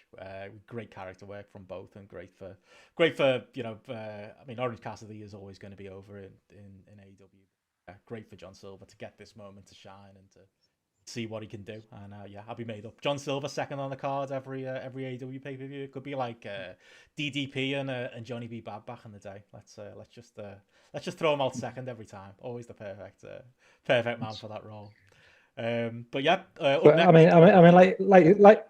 like JP says though, that as high as I am on him, there is a ceiling on him, and it is like mid to lower card kind of thing. But it's having that guy out there who can work, but has also got a strong character who can engage with the audience at that mid to lower level. And then still, like you say there about, I'm saying I went 3.5 on it. The average on the app been 3.28, but that's like 332 people currently kind of thing, giving it that rating. Like I say, that is a fucking good rating, and to have lower to mid-level people putting on a match that people have enjoyed like that, like that's only like testament to AEW. And it's the sort of thing that where you think about people buying pay-per-views in the future, that okay, there's going to be some top end stuff that's good, but it's not going to just be a load of filler shit underneath it. There's actually going to be the guys at your lower mid-card level who you're going to be invested in as well. And, they're going to put on a good, passable match that makes you think, you know what, it is worth chilling out this 20 quid or this $50 or whatever it is, at the time, which, again, that's what companies need to do in this day and age. It's about making money, and then if you're making sure that people want to buy something and invest in the moment, then that's what that's what it needs to be. And as long as you've got guys like this, and especially when you've got guys like this who are sort of I don't want to say homegrown, because they're clearly not, but homegrown on the big stage kind of thing. People haven't they're not ex-WWE guys who've fell through the system, fell through NXT and things like that. Then again, it's only a massive positive for AEW. So totally made up with that as a match. But then it's great to see it sort of translate to a wider audience through the ratings on the app. Someone's pointing out in the chat, that's what they've said, that's what we're missing from American wrestling. But what we're missing that's what we've been missing from WWE. It's those mid-carders, isn't it? Yeah. It's the dudes who can do this role on your show, and a tier system in a wrestling company. Imagine it. But I think we got it with AEW, and you need dudes like this on your card. I mean, we had it so well in the Attitude Era. Like all the mid-card guys, you knew who they were, you knew their stories, and we're totally missing that. That was always seen as one of the strengths of Russo, wasn't it? Give him some credit. One of the things he did is he actually, broken clocks right twice a day, I suppose. And one of the things was mid-carders and giving them characters and giving them a reason to kind of exist. And occasionally I come back to the whole Dark Order storyline, and I never expected me to have anywhere kind of near to the level of investment that I have. And it's not like I'm absolutely mad on it. But as part of your television product, absolutely fine. Yeah, not an issue with this. And there's enough different directions and nuances, like the Colt Cabana stuff as well, when you throw that into the mix. And then you got the stuff with Silver, and they're not acting like what they were at the beginning, just like generic, weird cult member 2 and 3. And then you got some of the other ones who still wear masks and take it more seriously. Like, I'm trying to think of the kind of taller guy. All of that stuff is rock solid. Well, moving on to our next match, and I've got a controversial one here, guys. My favourite match of the night. I don't know if there's many people who are going to say this, but Darby Allin, Cody Rhodes. And I say that hesitantly. I've not done what you've done, Steph, and gone back and watched this show today. And I feel like I should, because I feel like in like that old school worker way, Cody Rhodes cons me. Like, this happened last year. Top 10 matches of the year. We did that podcast. I was ready to crown Cody Rhodes and Dustin Rhodes as I think I even had it as far as my top 5. And then I watched it and I was like, yeah, that was like a 3-star match. Like, what was I thinking? And he gets you, he gets me, and I should know better. He comes out with this fucking ridiculous entrance with like with the stage and the pyro, and he's got 30 people with him, and he's cocky, and he should be a heel. He thinks he's basically doing cosplay Triple H. And his match style isn't a style that I'm even into normally. And I lap it up. And I love every single second of it. And he gets me every time. And he pulls me into his matches. And I do love Darby Allin. So I think that's part of it as well. Darby Allin being the undercard to Cody. You kind of had to almost be the monster here. Did really work for me. But I am suspicious when I come away rating a Cody match as high as I have in this one. I gave this one the full 4 stars. And yeah. It's Cody, so maybe I'll come back and revisit it later and think again. But, I think for me, it had great execution. It had a great quasi-heel in Cody. There's no heels, no baby faces anymore. There's just shades of grey. That's what he likes to do. And he was in there bullying the smaller Darby Allin around in the match. And, we had the great finish as well, which came absolutely, I wasn't expecting. I just thought this was a throwaway Cody title match. I didn't even know why this was on the card, to be honest, going into this show. And then they pulled one over on me, and I was in it. I was with it, with every near fall and every moment in this match. And yeah, Cody Rhodes worked his magic with me again. Steph, I'll go to you first. Did this hold up on a second watch for you? Again, have I been fooled by super worker Cody Rhodes again, or is it as good as I thought? Well, I really wanted you to come to me first, because I can't hold in what I'm thinking. So watching it live, I thought watching it live, I really enjoyed it. Rewatched it today, and I like got myself into like I got so mad invested the second time around, like as if I hadn't watched it. And not only that, I made up an entire story that makes sense to me of what was going on. I can't wait. Thank you. So I rated it 4.25. It is my match of the night. It might be my second favorite Cody match ever. It might be, but I'll need to like really think about that. But yeah, I love this so much. So this is the storyline that I think is going on. And if they ever run with this legit, like Tony Khan can have this from me anytime. So I feel like Darby, like, right. So Cody is the prince of pro wrestling, as we know, son of Dusty Rhodes, rich guy. He's got this whole gang around, like the Nightmare family is completely swollen. And he doesn't have his father anymore. He's carrying that burden. Darby Allin, I think, is Cody's actual little brother who decided that he did not want the family name and wealth and turned his back on it and said, no, I'm gonna go live on the streets for a couple of years. I'm gonna go fight on the streets, and you can like live in the Rhodes Palace. But it's not a question of Cody saying like, fuck you, you asshole brother, I hate you. No, Cody's like, I love you and I want you to come back to the family because the family, we have such a big, wonderful, beautiful family here. But Darby's not like that. And in the match, I felt like you had Aaron Anderson like coaching Cody, making sure that Cody wasn't like getting too cocky and stuff. And then like having a go at Darby as well. There were some really, really great near fall. There were some great actual bits. I thought when Cody went to take off his belt and the way Darby ended up tripping him with it, I thought that was really, really clever. But then at the ending, it was like Darby, this like wild kid whose whole thing has been showing us these frankly silly videos of him doing these stunts, and Cody's the technical wrestler with the coach. In the end, Darby actually outsmarted Cody and got one over on him, rather than doing something like ridiculous. And then at the end, when these two actual brothers came together, like the way Cody reacted, he was like, no, you deserve this. You're my brother. Of course you had the technical skill within you. And then Darby's reaction to winning the TNT title, this alternative kid that would let you think that he's like, no, fuck everything, like fuck the world. He was so happy and made up to have won that title that, you know, he needed that validation from the institution of wrestling. He actually needed that. And it's a beautiful moment. And then I don't know why Taz had to come out and fuck it up, but anyway. But that is my story of the Cody Darby Allin match.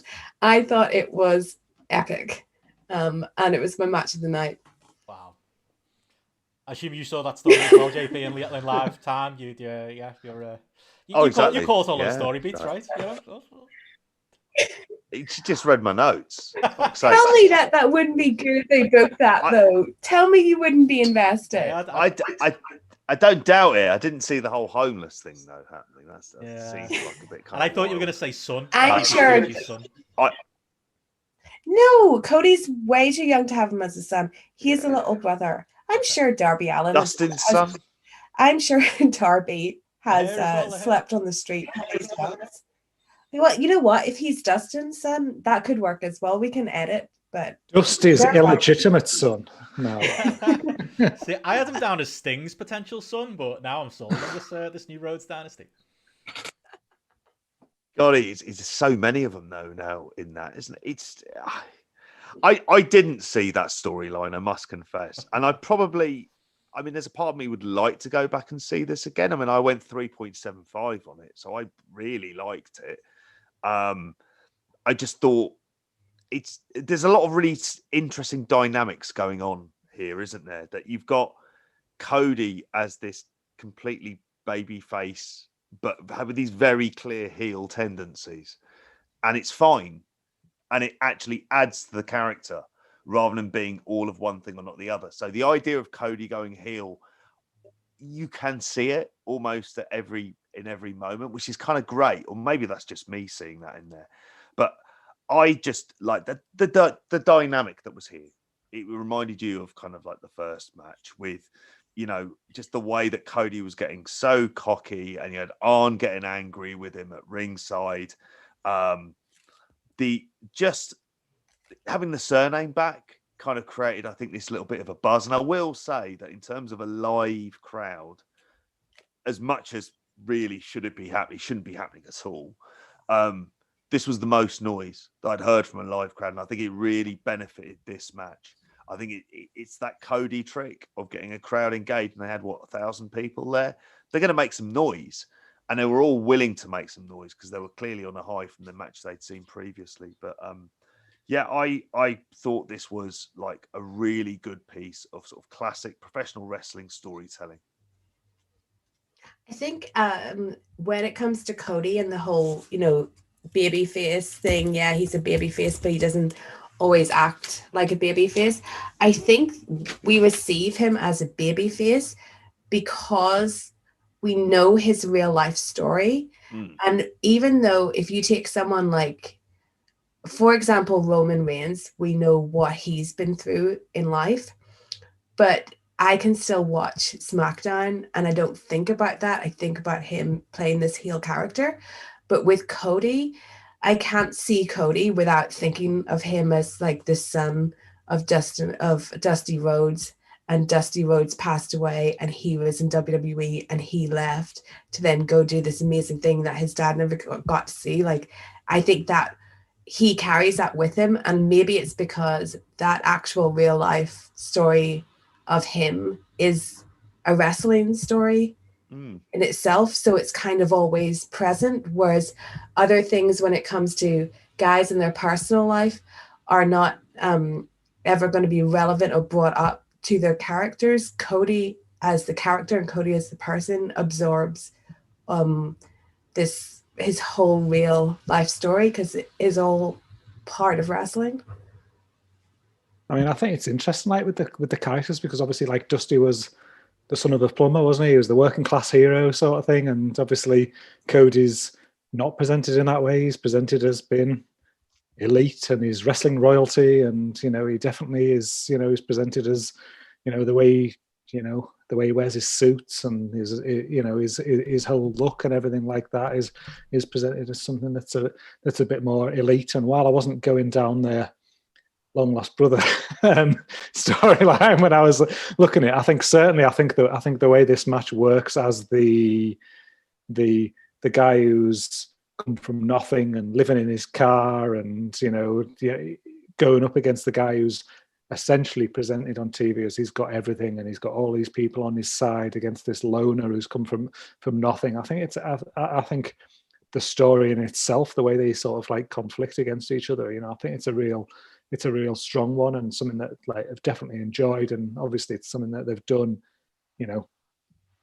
on Dynamite. It's something that's been there in the past. But again, I was probably a bit critical about last week about where this came from. It felt like it sort of came out of nowhere. Has this been like a match on the card? But I'm with you, Benno. Like I give this a 4 as well. And I might have teetered between 3.75 and 4. As I look on the app, the average from a few hundred people is 3.88. So I'd probably lay in that territory kind of thing almost, that it was better than a 3.75 and it wasn't quite a 4 for me. But I think what what really got me was that I was absolutely engaged in everything that they were doing for the entire match. And, I think that whole thing of Cody having that dominance and then like absolutely like punishing Darby's shoulder, throughout the match, I thought it was just a great little simple story that, worked really well. And like Steph says there, just that clever ending with when he brought the belt in the ring and he used it to trip him, and it was a near fall off the back of that, but it was just something that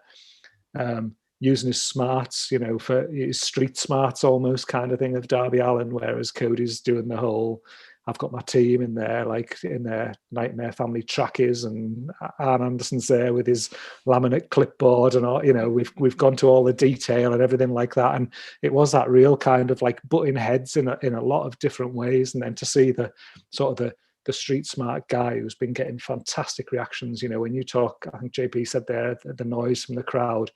Every time Darby Allin comes out, there's a mega pop, and that's from a small number of people, and you can't, God, I can't wait to see him with a real proper full crowd, in next year hopefully. But again, as a whole, I think the story that they told was fantastic.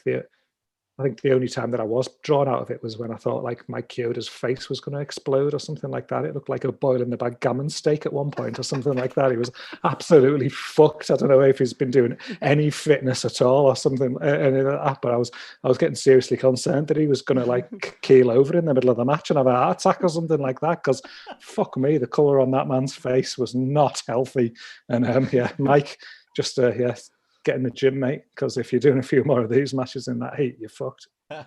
Sorry, go ahead, JP. I know, very quickly, Joe tells a story about seeing Mike Chioda chatting up some woman at a bar, and he was on the sauce. I don't know how that's actually related to his performance in the ring. Just thought I'd bring it up. Wow. He said he was wearing snakeskin boots, if I remember rightly. I'll ask him this tomorrow. Yeah. I was just going to say that Dusty Rhodes was obviously the American dream, and he achieved that by the fact that he has a son who can be this rich and live this luxurious life. But what this I think will eventually lead to is Cody as the prince, this like privileged position, the riches, being egotistical. He will become the American Nightmare, which is an egotistical tyrant that wants to take over everything. You don't become the American Nightmare becomes you. That's going to be the closing line in this novel. Yeah. We're not different from you. Show title. There you go. What? The American Nightmare becomes you. Spotlight. I was going to say that the one bit I differ on is I did enjoy the post match. I love Team Taz disappearing. I love that use of because that made so much sense on Dynamite this week, where Taz was like, "Listen, why aren't we on this fucking card? Like, why is Cody working Darby Allin? Like, what? Why is that a match?" It was so great, and it was like foreshadowing them coming out, and we just talked about John Silver and to a lesser extent Darby Allin, but if you're talking about people who've made the most out of their limited time on camera, Ricky Starks in this Taz club. Never mind Brian Cage, you might as well not even be there at this point. Brian Cage is just some muscles. If you want a good version of him, you've got Wardlow. We don't need Brian Cage.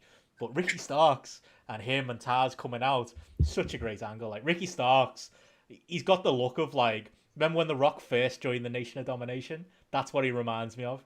I think Ricky Starks is obviously, this personality was coming out on NWA, and if you believe people who are watching his indie stuff, it's been around for a while, but he feels at that stage of his career where he's got that similar kind of vibe about him to Rock, and I love this angle. I love that this payoff to, I love a good justified heel. That Taz was not happy, and they had a good reason to not be happy, and they run out, they attack Darby, I almost said Sting then. They attack Cody, who's cosplaying as Sting. There was no Sting appearance, unfortunately. And then, we get the big save from Big Will Hobbs. And that sets up a tag match. It sets up future stuff. Maybe Cody can get involved. I'm bang into it. And it's, for booking, like you said earlier, Gareth, that we were looking at going, is this logical? Why is Cody working Orange Cassidy one week and Darby Allin on the pay-per-view the next? they've really made something out of it. They made Darby Allin now as TNT champion, and we've got some interesting stories coming out of it. So yeah, everyone who gave Cody grief when he got his belt back off Brody Lee, none of us saw this coming. So I just thought it was some really strong booking at a point where I was definitely questioning it going in. And last week, I think I said, like, when I was questioning this match being on the card, I was like, I thought we were working towards Darby Allin versus Ricky Starks, and like that was what I was excited about. And then now that Darby's got the belt, I'm looking at this and thinking, wow, yeah, fucking Ricky Starks and Darby Allin now for like a good 3-6 month feud here, like working over that belt with a bit of storyline and, you know, 3 or 4 matches in the background. Again, coming from the point of view of let's build some stars of our own and let's give them that platform to do their own thing. Here's 2 guys who clearly have got it. They've got an it factor that's sort of standing them out from other people.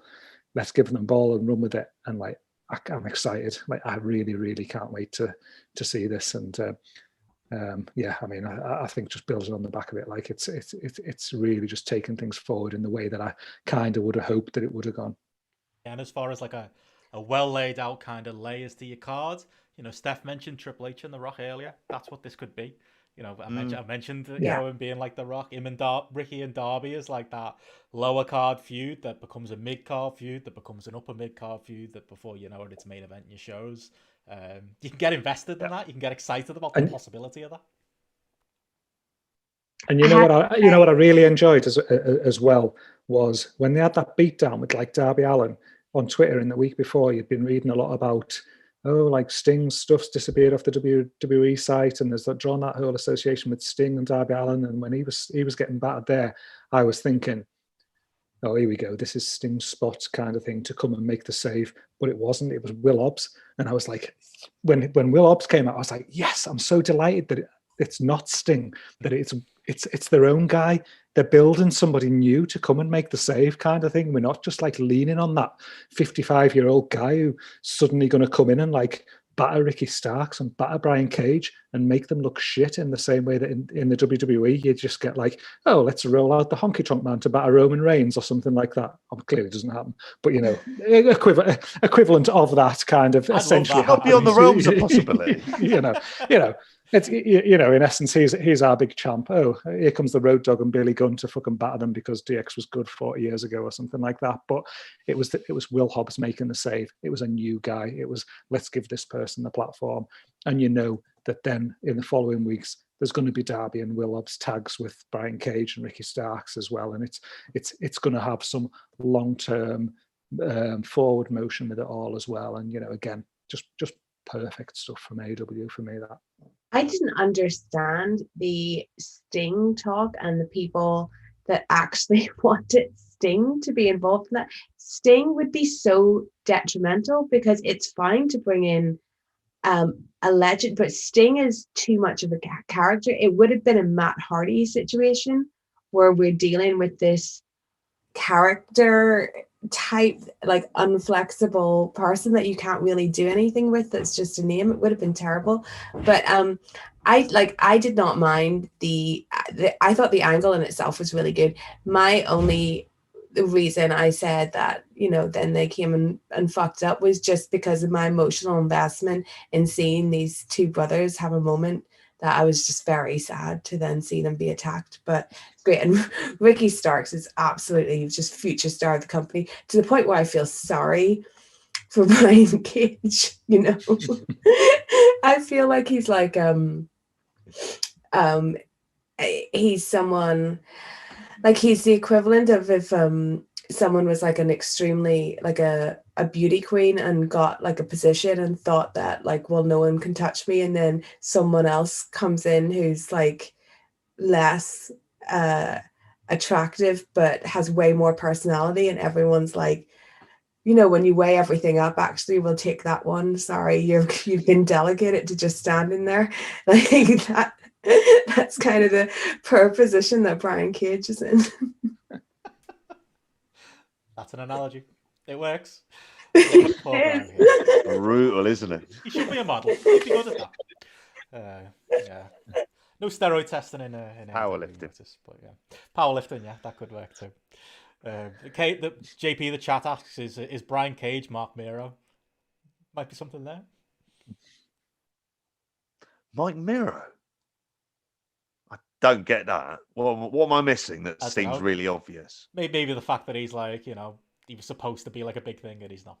If Ricky Starks is The Rock, then he's like Wild Man Mark Miro. It works. You know what he is? He's Brackus. He's more. I think he's better than Brackus. He's more like Mark Henry. Yeah, there you go. Well, strong. If anything, yeah, as someone who you can kind of do these kind of feuds with, and that's absolutely fine.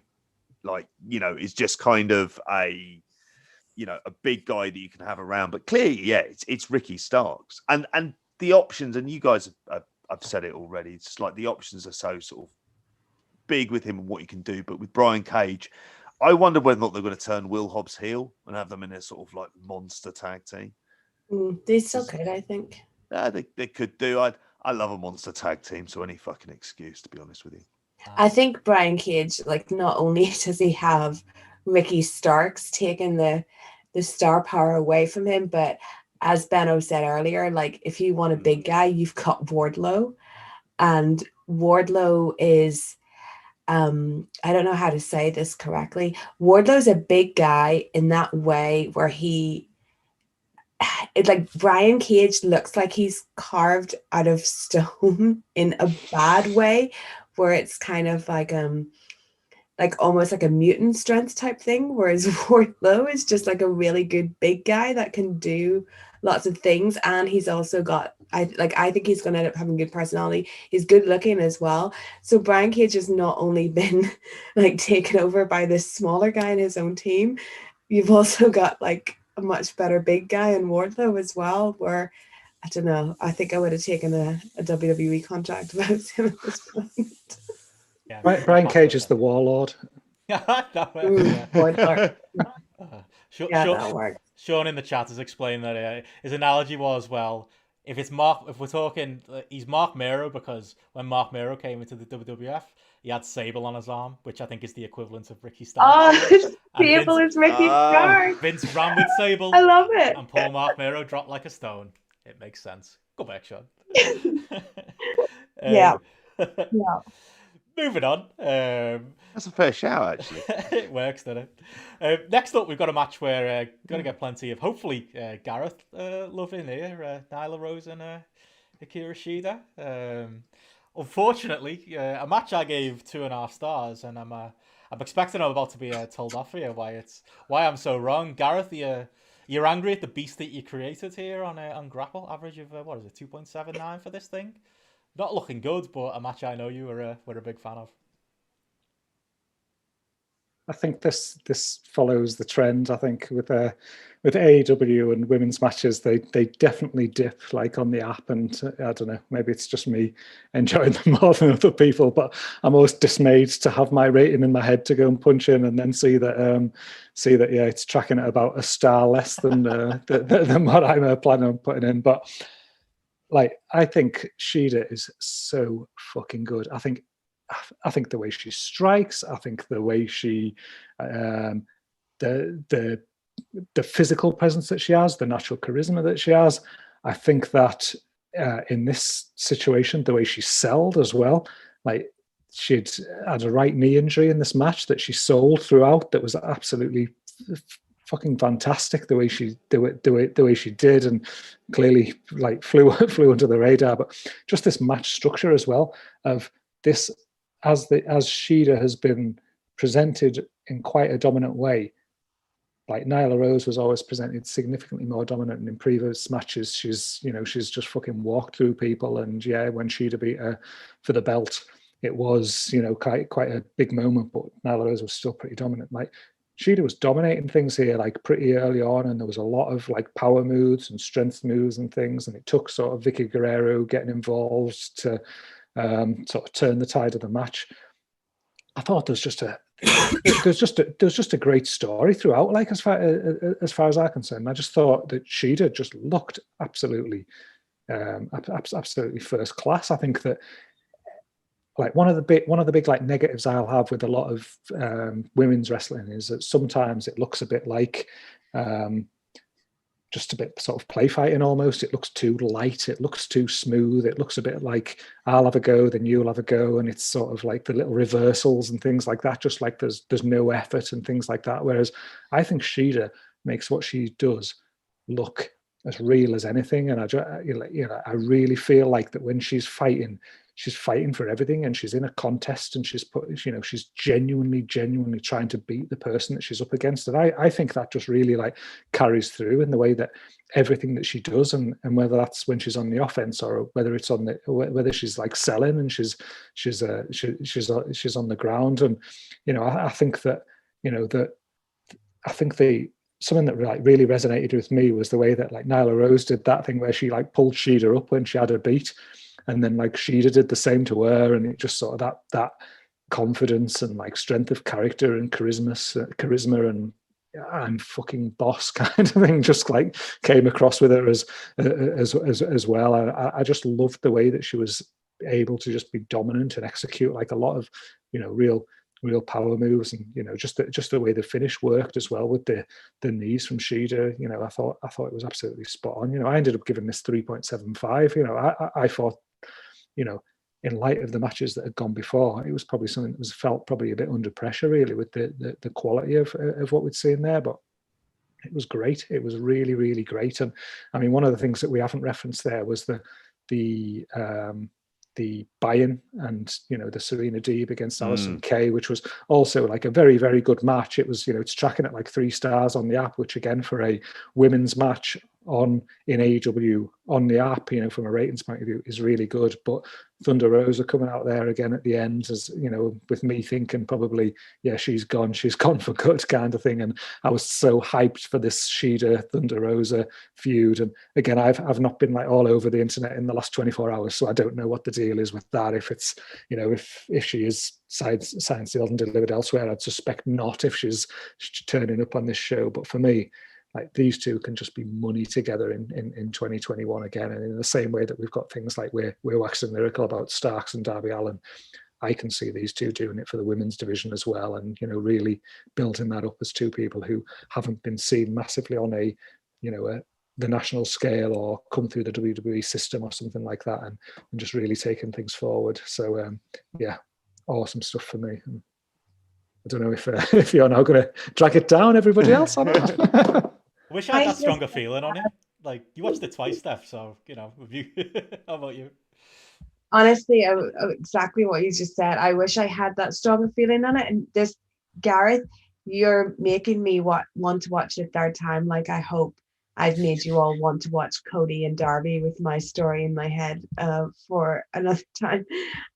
Yeah, I only give it 2 stars. I think I just didn't have the investment in it. I'm sorry. I think Shida's really, really good. She's in such a bad position because she's just suffering from not having the opponents. But I think Nyla Rose is really good as well. And there were some great spots in there. One thing I did pick up on when watching it is I thought it was a more aggressive Shida than I'd seen before, a more mean streak, kind of heelish Shida than I've seen before, going just because she was going up against bigger heel. And I was very confused by Vicky and Nyla kind of arguing at the end, as just very confused at why you would take Nyla Rose, who could be such a dominant force in the division, and then have Vicky Guerrero shout at her in that way. That just really, it's like, okay, that's strange. But yeah, their pairing's quite odd anyway. It feels like something they put together and then just didn't really know what to do with, because I mean, Nyla was starting to come on really as a talker, and then they gave her a manager, and then she got a manager, disappeared, came back and got a title match. So it's kind of what happened. But I'm 100% behind Shida, and I was glad to see Thunder Rosa come back as well in the opener too.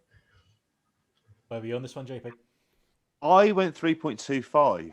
I mean, and I've been quite high. Gareth nodding there. He's proud of you. It's above Yeah, 3 yeah. stars. Good lad, good lad, JP. I'm getting kicked off the app. Me too, to be honest. I've always enjoyed Hikaru Shida. I kind of completely go along with that just because she is so fresh and different. And if you think about the sort of Rio title reign, and even though there was like basically people were enthusiastic because it was different at the time, but it seemed to sort of run its course incredibly quickly, never really sort of connected with the crowd in any kind of sort of substantial way. Whereas, I mean, and Hikaru Shida's been unfortunate by the fact that it's been hamstrung by not having large crowds there. I think she's done a hell of a job. My issue with this match was all the stuff towards the end. From the point that Vicky Guerrero sort of tried to grab her leg and that didn't come across well, and then the outside bump didn't come across well, you know, there was just the idea as well. There was points, little things that annoyed me, like you're going to try and win a title and then lifting up the head. I got annoyed by that because I was just like, this is a title match, not a squash. Do that in a squash. I can get that as well. And the sort of post-match stuff, which sounds like I've just sort of pointed out what the flaws are of the match. At the beginning, though, like Hikaru Shida has a way of just her matches. She just starts off and just runs into them, just runs and generally does a knee, and it just sort of goes from there. And even when he goes to the outside, it's just sort of there's a real nastiness and brutality.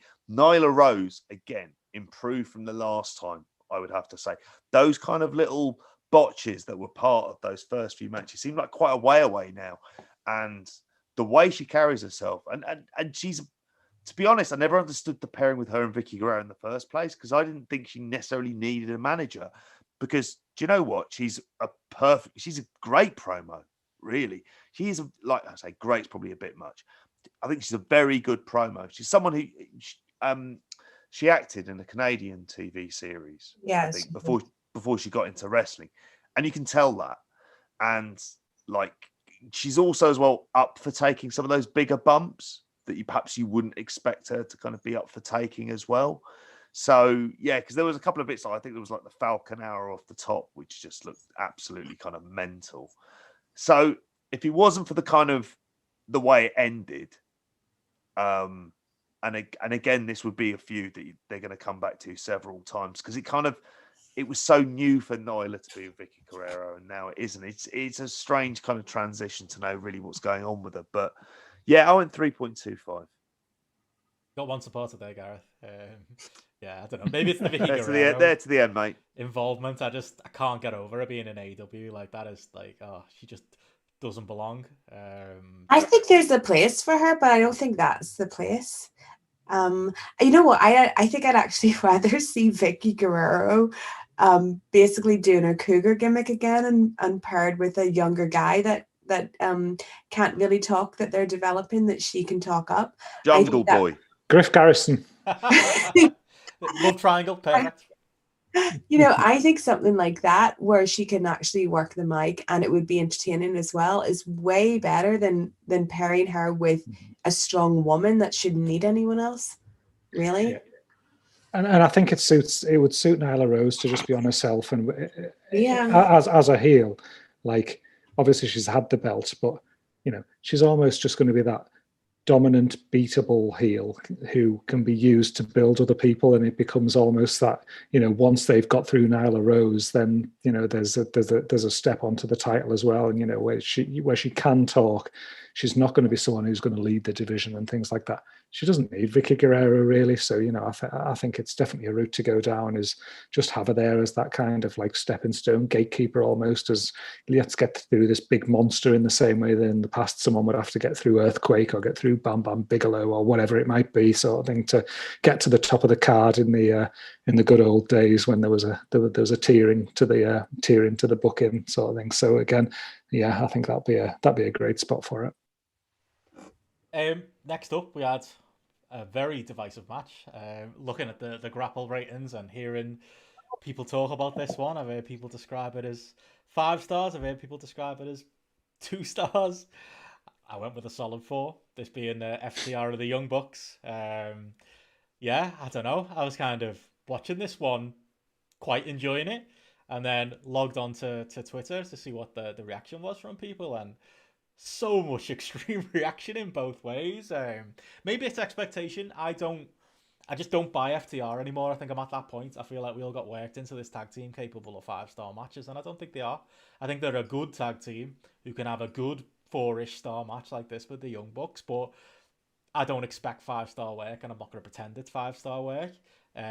Some of the callbacks I thought were a bit hokey in this match, but, you know, some of them worked as well. I thought the overall story of the match worked. I thought the chemistry was good. Like, I felt like those first 10 minutes, the Young Bucks felt like, you know, Rock and Roll Express or the Rockers or that kind of young babyface tag team. They were slotting right into the strengths of FTR's structure, and I was banging to that stuff. Like I say, I really enjoyed it. I went 4 stars, but I feel like on the one hand, we're going to have listeners who are screaming because I didn't give it 2 or 3 stars, and listeners who are screaming because I'm not corking it. I think it was either Meltzer or Alvarez call it one of the best tag matches of all time. Alvarez. Like, Yeah. I mean, I don't see that. Maybe one of you guys can correct me on this. I mean, the average is 4.39 on GRAPPL right now, so fair amount above me. But yeah, I couldn't go stronger than 4, but that was kind of my expectation with this, and it hit my expectations, and I was fine with it. JP, you're sighing. Where are you on this one? Are you a 5-starer? Are you a 1-starer? I'm interested. 4.25. Oh, okay. Which sounds like I'm kind of hedging my bets, but as good as Walter Williams. I still haven't rewatched that, you know. Shocking dereliction of duty. No, I think the way I felt about this match, so I was watching it, I was out on my walk, unbelievably. I know Steph can't. The idea of me walking and watching a match on my phone probably doesn't seem like the best way to take it in. But like, I found myself just early doors. It was like a lot of the stuff that you said. It just felt like kind of classic tag match, and it was fine, but it was following along a trend of being disappointed by kind of FTR at that point. It didn't feel particularly special, but I just think when it hit into the kind of last 10 minutes and it started to go more towards a kind of Bucks match, which was the story of the match, because that was ultimately the downfall of FTR, wasn't it? It was Cash Wheeler trying to do a 450 springboard splash, and that was the thing that ultimately did it in there, which I kind of liked for it.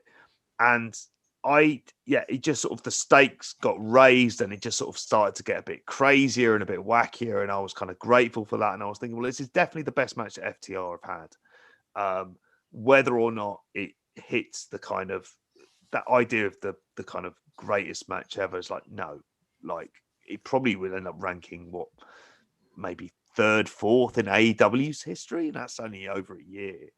But at the same time, it was tag team OTT, but I was grateful for it because we hadn't had something like that on the show, and so it did feel distinctive enough for me, and so I enjoyed it. And I thought it was the Bucks raising FTR up, and I think at times we do often forget that about the Bucks, that this version of them, which is the cocky baby faces, because they are who they are, and they're not this kind of like white meat team. They're not meant to be kind of like that, but at the same time, the reason that they're so cocky is that they're fucking great.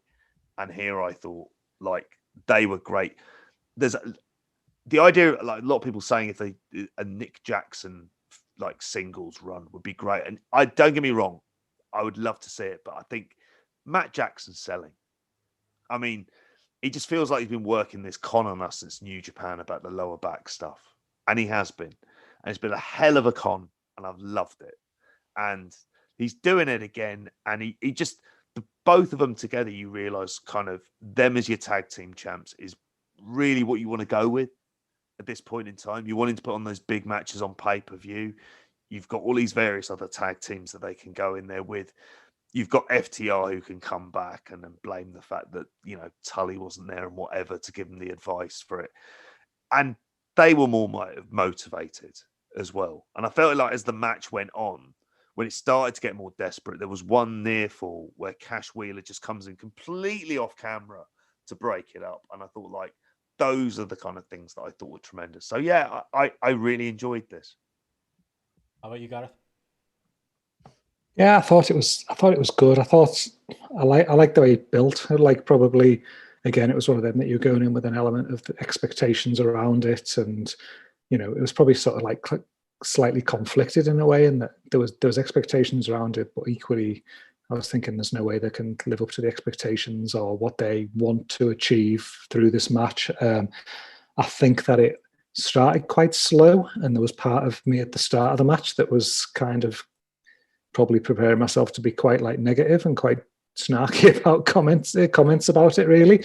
But I think it built and built very, very well, and I think that I think to give FTR the credit, I think there was a big part in that. I think the way that they worked on Matt and kind of built that kind of sympathy on Matt, really, and just like continuously worked his leg and ankle, and just sort of really got that over. And obviously Matt sold it perfectly. I think the more that went on, the more you were kind of building for that hot tag for Nick. And then when there was the hot tag for Nick, for 1,000 people in that venue, I thought it went off its box at the point that hot, it was the hottest hot tag that I've seen in quite obviously quite some time, because there's no fucking crowds anywhere. But even going back, it just had you thinking, shit, if there was a full crowd in here, that the place would have been bouncing, absolutely bouncing at that moment. And I thought that was a real positive. I think that they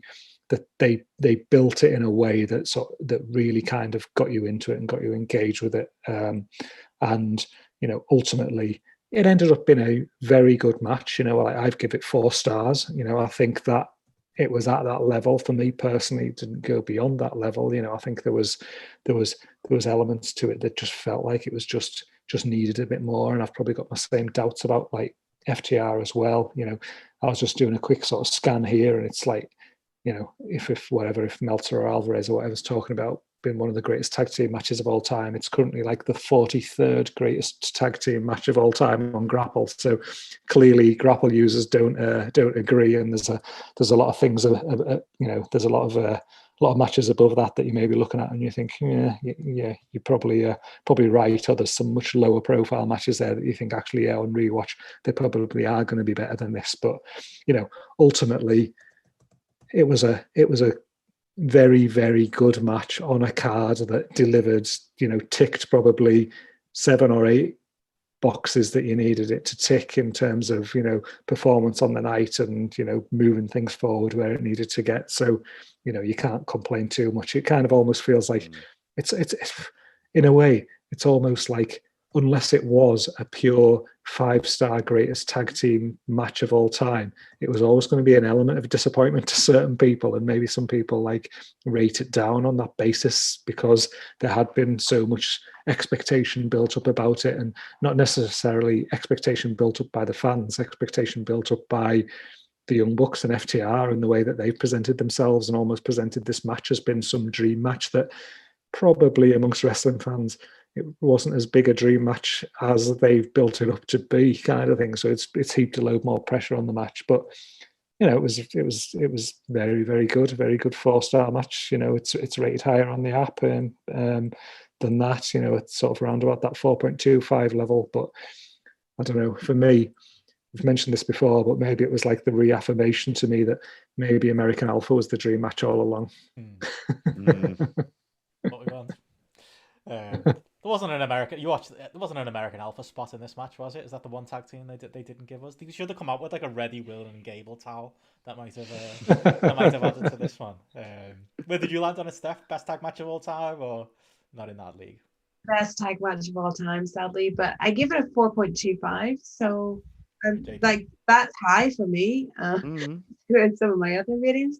I thought, they put so many expectations on themselves. I mean, they did it to themselves, both these guys, when it comes to expectations. And I think the match made up for everything that the way the story played out in TV didn't have, because the match kind of brought it back to what the basic thing is that the Young Bucks basically think the Revival are a boring tag team, and the Revival, I called them the Revival, and FTR thinks the Young Bucks are just, guys that super kick. And like this played in, I thought some of the spots were so clever.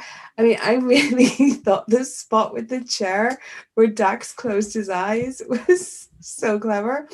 I loved it, but all the callbacks, it was probably a little bit too much. But at the end of the day, like it told a good story of FTR just trying to put the Young Bucks away with their mechanical real wrestling, and then in the end having to like resort to try and doing a Young Bucks style thing and getting completely fucked for it. But I thought that was yeah, as like they said on commentary, they didn't stick to the plan, the FTR, and it cost them. And what I also thought was interesting on commentary is that it was Jim Ross that like ended the call by saying like the Young Bucks won because they bet on themselves. And I thought that was a callback to my interview with FTR where they made a big thing about how they bet on themselves. And, and I made a big thing of them making that statement in the interview, and then Jim Ross calls that the Young Bucks were actually the ones that bet on themselves on this night. So that was my personal connection. So the storyline I made up for this match was that it was all about me. You'll have to check out the listener stats on that interview and just see anyone from Rancho Cucamonga, or he might be out there. Yeah, it was. It wasn't the best tag match of all time. I think Omega Page. It was much better, but it was very good, and they find a way to make their styles gel together. But I'm not sure if they, as two different tag teams, could ever have the best match of all time. You know what I mean? I think if you're going to go for that, it will be something like an Omega and Page and Bucks. They need a bit more compatibility. And I just think in general, FTR have got a ceiling for me. But again, I still think it was better than the Bill gave it. It probably would have been, if the Bucks were a pure babyface team coming into this, would this have worked better for me? Maybe. Like I say, there are people in the chat and on GRAPPL who were very invested in this thing and going close to 5 stars. So if that's your thing, I'm not gonna hate on you. But again, I don't think any of us are saying it's a bad match either. I think it's a very very good tag. If not for me, it wasn't the match of the night, but I think for plenty of people out there, it was. This is where the show turned, though. This is where things went off the boil a little bit. I think Steph's going to argue with us a little bit in the match after this, but for me, this was where the possible best AEW show of all time kind of lost its momentum. I mean, it's 12:30 now. We've still got New Japan to look at, so we probably shouldn't spend too much time on it because I feel like we could spend 2 hours on the problems with this Matt Hardy Sammy Guevara match. But yeah, for me, this just did not work at all. It was late. I was ready to go to bed at this point. I was all hyped up, and I enjoyed that tag match, and I was ready for the final 2 matches, and it was like, oh yeah, there's this thing as well. And it just felt like a lead weight on this show. It really did. It was... I mean, I was into Matt Hardy and Impact 4 years ago when he was doing all these spots. Like, I've seen people out there say, oh, how creative is Matt Hardy? Oh, look at all the callbacks. Were they callbacks, or was he just doing the same shit that he's been doing for 4 years? I'm not sure you can call them callbacks. Like, it was just the same thing that we've seen. We've seen it all. We've seen the fireworks spots. We've seen the Lake of Reincarnation. We've seen them, move into the indoor ring in the Hardy compound. I mean, I suppose that's impressive that we got, matches at the Hardy compound in AEW, WWE, and Impact. But past that, I didn't need this. I enjoyed It's a nice house. Yeah, it's a very nice house, isn't it, JP? I'd live there with the Hardy Boys. It's fuck yeah. There's a lot of dangerous. Well, not with them. I don't. Jeff could piss off. His music could drive you up the wall, wouldn't it? That's it. And listen to Peroxy Y, Jen. No, it's shit, man. So yeah, Jeff, I'm not. And I give up on the art as well while you're at it. Yeah. Yeah, just stick to the. It is a good guy though. Probably he'll sort you out. You go out for a beer, things go south, won't it? It is an issue. But yeah, for me, this was just a waste of time, and I don't want to spend too much time on the podcast either on it because it really was. It was a waste of 20 minutes of my life that I'm never getting back. JP, you're the Impact fan. Go on, defend it. No, I'm not. I went 1.5 stars on this. All I thought was when and it dragged for me, and I was fully awake. And I just thought, my God, for everyone who stayed up, this must have been hard. This must have been the point you just thought, oh, I might give the rest of this a bit of a miss. I just think it didn't need to be on the show. Being on Dynamite is kind of perfect for this, so I don't know why you wouldn't do that anyway. I just want this feud to end. Like, there's a reference to it being cursed in it, and it was like, yeah, it is cursed. Of course it is. And I think Excalibur at the end went, mercifully, this is over. And I was just like, and let's never speak of this again. It was like one of those lines from The Simpsons in order to get around it. I just, like, I didn't care. And that's really it. I mean, I just said it wasn't funny on my notes. I was like looking at this, like all this kind of, it just, nothing made me laugh at any stage. It was all the same jokes that you'd heard before. And yet it just sort of became straight up plunder. It then got like, it wasn't wacky enough, which is what the other matches had. Private Party and Santana and Ortiz getting involved is not wacky. That's just like stablemates coming in for a bit of a ruck, really, isn't it? 1.5 stars. I just was glad it was over. They clearly did these callback spots to the blood on the back of Sammy's head and the rest of it, but I was just like, please fucking end. And it felt like half an hour as well. It just felt like ages, and I was bored. And this is at about 11 a.m. when I watched it, so God knows how you guys felt.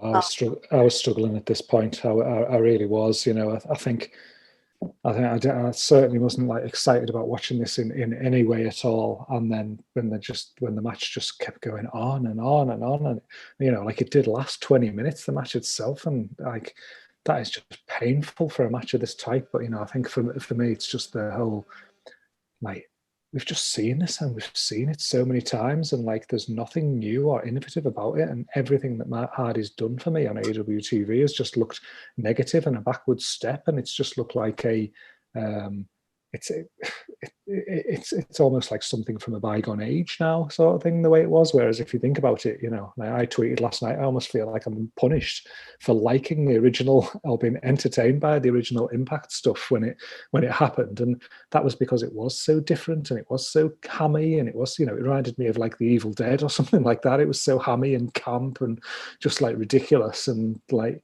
but now it's just been gone on and on, over and over, the same thing, like multiple times. Matt Hardy's just doing the same shtick as he was doing that many years ago. It's not funny anymore. There hasn't been any additional funny, positive nuance added to the character in any way. Like, I feel like Sammy Guevara is someone who, up until the point that he got paired with Matt Hardy, was like one of the real hits of AEW. He was, you know, it was really sort of like cutting through the screen and coming across as a real, again, their own character that they've built and grown, and bags of personality and bags of charisma, and he's just been lumped in with this shit. And like, I was just like, I could not wait for it to end. I was just, you know, just desperate to get through the match. I mean, God, what time was this been? This must have been like 3:15 in the morning or something like that for us watching this. And you're just like, why the fuck am I watching this? And, you know, literally the only high point for me was the 1 second when I saw Gangrel's face, and I was like, Gangrel, like, that's good, Gangrel. And that was it. And it was that 1 second, like, Gangrel. And then I didn't need to see any more than Gangrel, other than just to see his face and laugh for 1 second and get that momentary kind of like high spot of enjoyment out of it. But I think at the end of this, you know, I think you said Excalibur saying something, but like Jim Ross said, thank goodness it's over at the end. And like he obviously was projecting for different reasons, but you know, I think it was definitely I had that down as the greatest call in AEW ever, because like, thank fuck this was over and we were ready to move on to the next thing, and hopefully thank goodness it's over. Thank goodness this whole thing is over, and we're not going to see any more of this. We're not going to see any more of Matt Hardy doing this bullshit. We're not going to see them try to apply the same principles to what they did with like the Britt Baker match that they had in the dentist's office and things, which shit the bed as well. It was absolutely awful. Let's move on from this and do no more of this. Let's shove Matt Hardy at the back, and let's move on. Yeah, I don't really have much to say about this. I didn't second watch it. Good. I also forgot I also forgot to rate it because Doesn't deserve it. It's not a match. It was shit. I was doing my ratings on the second watch, and then because I skipped it, I was like, but if you want me to rate it, I'd give it, I don't know, the lowest rating possible, because honestly, all that stuff I said about The Fiend at the beginning of this podcast, there's no way I could give this match any kind of positivity and say that stuff about The Fiend, because to me, it's all the same. It's another person that's being indulged that shouldn't be, really, that's actually not as creative as they've led us to think that they are. And it just it's has no place on a wrestling show for me. And yeah, and honestly, I even on the night forgot about the match, and I really was getting really excited because I thought Jericho was coming out next, and then the next thing they go to the Hardy compound, and I was like, oh no. Oh no. We've probably got like half an hour of this to go. So yeah, I think it's definitely for me the only bad spot on this whole pay-per-view. It was rough, and it just didn't need to take place. And like I say, we don't need this Matt Hardy in AEW for me. And we didn't need this match, like you said. We didn't need these to go again. Just let it die. Let this feud die. That's what needs to happen, and let's hope it's at least the end of it now. I hope so, but I can see Matt Hardy getting another style of that match through with someone else.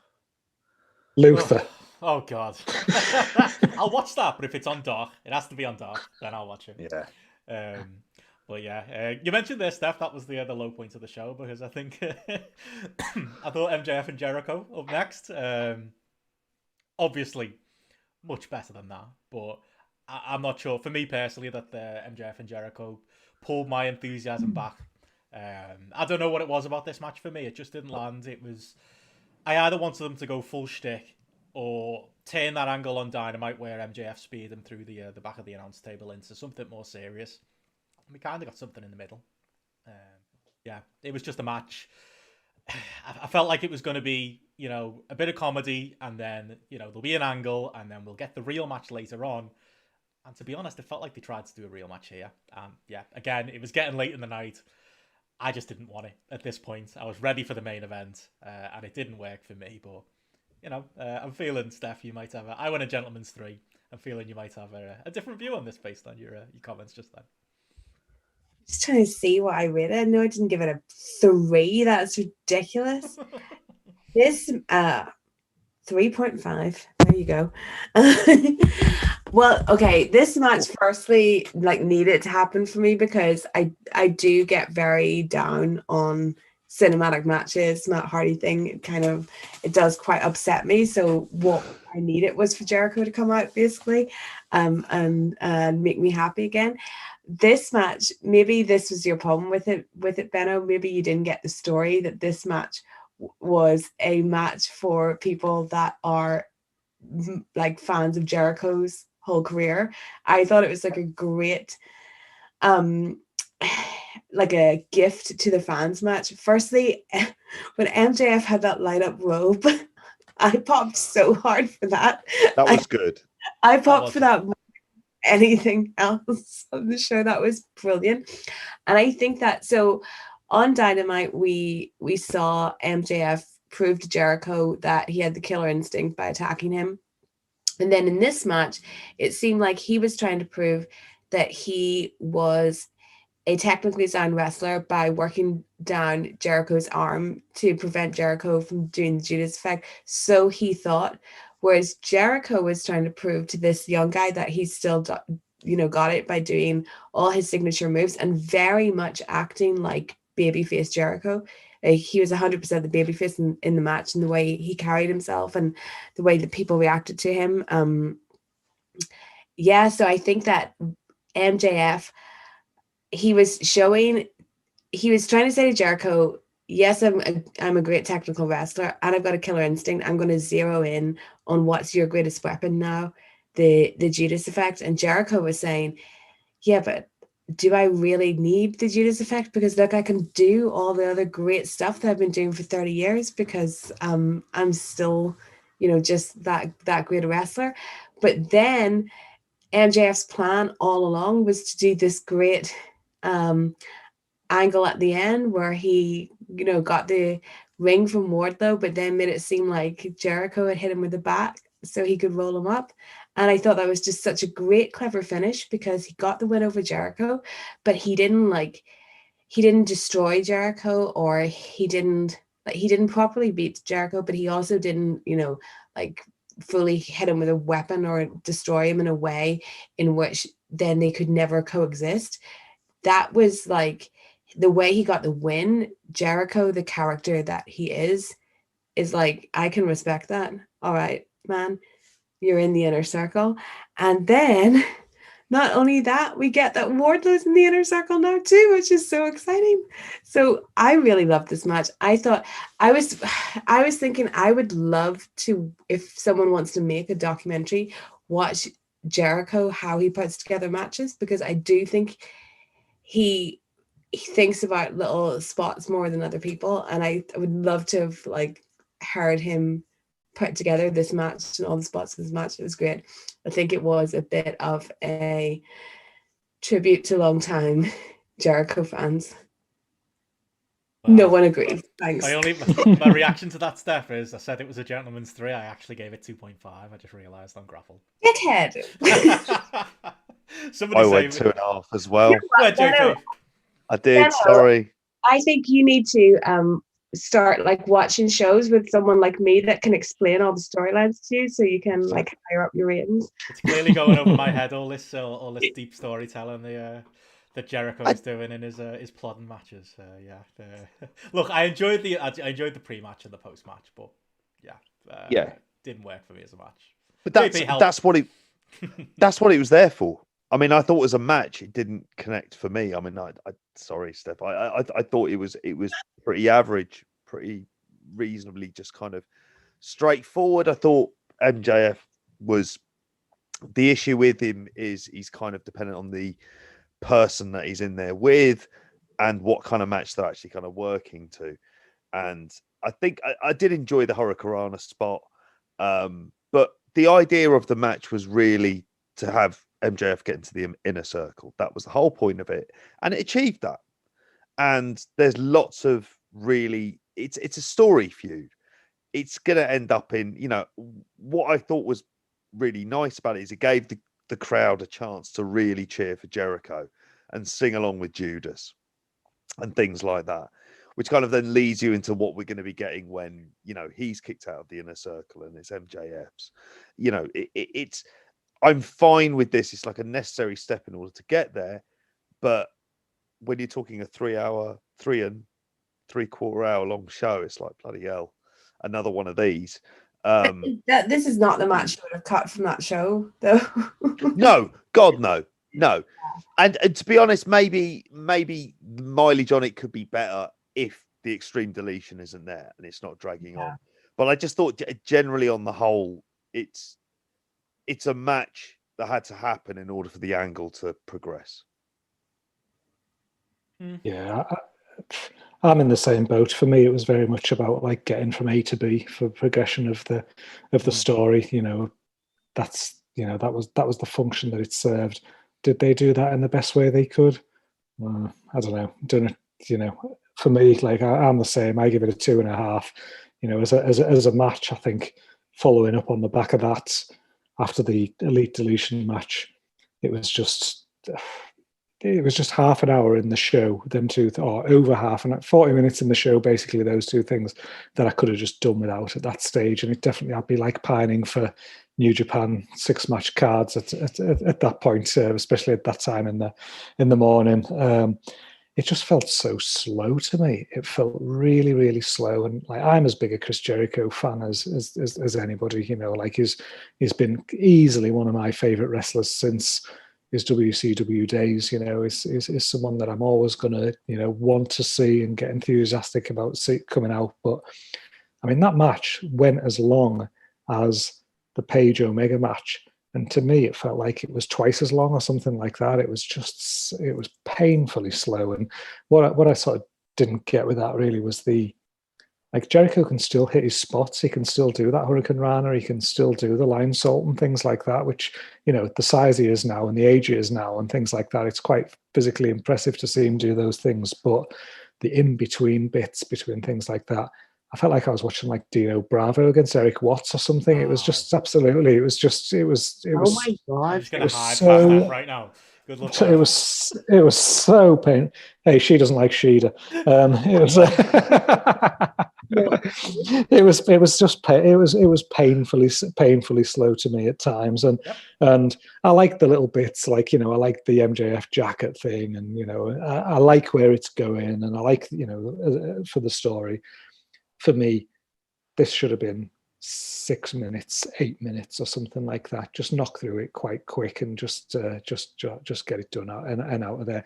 Like JP says, it was maybe a bit more palatable if the previous match hadn't been on the card or something like that, and they devoted this amount of time to it. But yeah, I mean, If I had known, JP, that you were watching it in the morning, or Gareth, if you hadn't watched it live, I would have told you both to switch up the order of the show and not watch Final Deletion before it, because I could have done with that advice. Yeah, I do think, like, I do think for people like us that aren't going to be going wild for a Final Deletion match, that it is a match that suffered from the placement, and I think you had to be someone like me that's just gonna be very excited about a Jericho match to try and reach that level of excitement during the match and of investment during the match that we all should have been at. But we're all still interested in the story, though. Oh, sorry. What? Go on. I was going to say, we're all still interested in the story. I mean, regardless of the kind of match quality, I still want to know where this goes. Yeah. I'm still fascinated to know the dynamics. I'm waiting for the kind of big Hager Wardlow moment. I mean, and I think when all of that kind of stuff happens and it comes to fruition, I just hope they don't rush into it. And I don't think they will. I would have thought that this is Jericho's chance to have a kind of, I mean, there's a good chance he'll end up tagging with MJF. And there's also a really good storyline that's going to happen because now Sammy's away from Matt Hardy, we hope. There's going to be a storyline of Sammy being so jealous that his kind of spot as like the favorite son is going to be taken by MJF, and that they're going to be really good together as well. Like, this, it all sets up so much. Chat's going with Nation of Domination, MJF's The Rock slowly taking Farouk's spot. Like, that would be the story to do, and I would be into that. I'd be bang into that. It's also kind of similar to the Cody storyline when you think of it in those ways, isn't it? It's the kind of buttering up this person, but everyone else can see what shit he is. And although it was a lot, like, there was hilarious moments where he'd do it in the middle of an indie ring, and in the middle of, like, sort of hugging Cody, he'd turn around and give the middle finger to someone just directly behind him, and it'd just be like, this timing is perfect on it. So yeah, all of that stuff, really looking forward to. Yeah, I mean, for me, I think the one thing is, like, I've referenced on here a few times about how I've enjoyed the fact that Jericho has worked with all the young, lesser-known talent as a heel to put the baby faces over. And then I'm looking forward to him doing it on the flip side. You know, obviously this is part of it, putting MJF over, but there's people like Sammy Guevara and things like that he's going to, with Jericho as the face and Guevara as the heel and things like that. There's going to be matches where, again, he can elevate those, but on the basis of his in-ring late, I'm a bit... I'm a bit, I don't know, the way those Orange Cassidy matches were, and then the way that this one was in ring, they just need to be giving them less time, I think, because I don't know, as a Jericho fan, I don't like what I'm seeing, like, from an in-ring point of view. I'd take a 3-hour Jericho pay-per-view. Would Jericho be able to pull it off, is the question. Yeah, and he would do commentary as well. Be good. He was a bit much on Dynamite this week, I've got to say. I love Jericho's commentary, but like for the go-home show, I'm not sure we needed that. But yeah, different opinions. He was on something. He was definitely on something, yeah. Coffee. Monster. Moving on. What your thing? We had our main event, Moxley Kingston. I was worried about this one because I love the build. The build was absolutely like, it was just so simple. Like that press call that you were on, Steph, after the show, where basically Moxley was like, yeah, we didn't need big creative. We just give us the mic and let us talk. And that's literally what they did with this feud. And Eddie Kingston looked in because, Lance Archer couldn't work and, the whole COVID situation. But he talked his way into AEW and now 2 into an AEW main event. And yeah, the build to this feud was just incredible. That promo in ring this week on Dynamite, where they were talking about Eddie Kingston's mom and getting right up face to face with each other, and Eddie Kingston has to leave because they've got the stip that they can't fight each other. I was so hyped. Like, I literally bought the pay-per-view on Fight like that day because I was just so hyped. I was like, I need to make sure I've got this ordered, and I need to Eddie Kingston. You're gonna run out. There's like limited orders. I know, yeah. When we got like Fight, are gonna go, you know what? We got too many in here. You can't come in. We are on the age of the internet. It's not like when you had to ring like Sky TV or Virgin or Telewest or someone and go out and try and put your pay-per-view order in. I could have got it at any point, but I was so hyped because Eddie Kingston is like, he's gonna go down as one of the best promos of all time. I don't feel silly saying that. Jon Moxley is incredible himself, and we don't talk about him enough. But he was in there with Eddie Kingston, so you come out talking about Eddie Kingston, but I thought he was great as well in selling this thing. And that was my worry. They sold it so well, and it's always been Eddie Kingston's issue. I've loved him. Like, he's one of my favourite wrestlers of all time. Doesn't always deliver in ring. But I felt like they delivered well enough here. I was thinking, with those last 2 matches I wasn't into, is this going to be great? I went 3.75 stars, but I didn't, quite hit the 4 stars on it. I've seen people go much higher. There's some fashion choices in this match that I'm wondering whether they played into my thoughts, that I'm sure you'll have some strong opinions on, Steph, and I know WH did as well. But no, in all seriousness, it was creative enough, it was violent enough. The finish, I was one of them people who had to rewind, and I didn't actually catch Eddie Kingston saying "I quit." But to be honest, once I knew it had happened, I liked that subtlety. I liked the fact that there wasn't a mic getting rammed in everyone's face every 5 minutes. I liked that it felt like just felt like a real fight. And yeah, I couldn't quite go the 4 stars on it, but I wasn't disappointed. It was the fight that I wanted, and yeah, I thought they brought it, and it was a great way to end the show. And yeah, if we hadn't had those previous 2 segments, I think I might have been talking best AEW pay-per-view of all time. But yeah, it was a lot of fun, and yeah, I was well into it. Where were you on this one, Steph? I give this one 4 stars. I was really into it. The build was incredible, and as you said, like those 2 in the mic. When I get into the place where I'm like upset and ranting about how the Fiends run wrestling, like what I come to is something like Eddie Kingston and Jon Moxley. Like that's what I actually want from wrestling. Something as real as that I can grasp onto, and they are the perfect antidote to all this fucking fantasy shite that we've been subjected to recently. And I think that the match, it was very brutally violent for a match from a mainstream American wrestling company. I mean, we even had rubbing alcohol made an appearance in it. That I did not expect that. But I saw some people, so I didn't hear him say "I quit" when I was watching it live, and I rewound to hear him say it. And I saw some people complain about that. Like, that is an amazing positive to do, as you said, Benno, like that subtlety. There's nothing more stupid than an "I quit" match with a referee following them around with a microphone asking them, do they quit the whole time? Can you imagine being in an "I quit" match and some dickheads shoving a microphone in your mouth the whole time going, do you quit?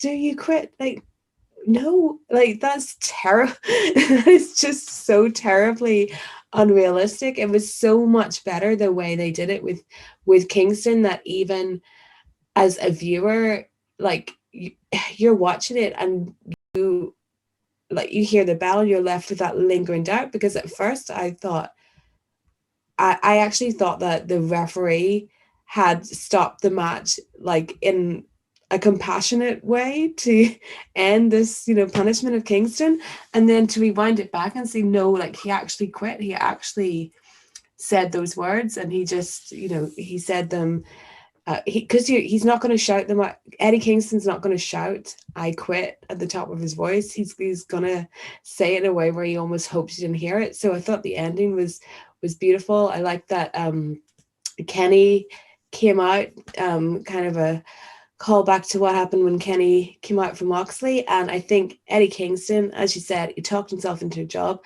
and now there's so many places that you can go with him. I think they're probably going to go with him and Pac, which I think will be really great. And this guy has, he's made a place for himself in this company, and I'm very proud of Eddie Kingston. Love Eddie. I wish I was He's wearing come a his long t-shirt. way since we all spoke. I've got my New Japan t-shirts on, JP. Judas. I've got my Eddie Kingston t-shirts. I should have got it clean for the day. What a mistake that was. Well, getting onto the gear, they said it was a Misawa tribute. I saw it was Tracy bad. Smothers. It was so... I saw people raving about it, saying it was great. He looked awful. And I love Eddie Kingston. And I love Misawa. But, like, baggy green basketball shorts. And he's a Kawada man. Yeah. I think people raved about it because they want to be... Like, they see he did some sentimental gear to him, so they want to be nice about it. But...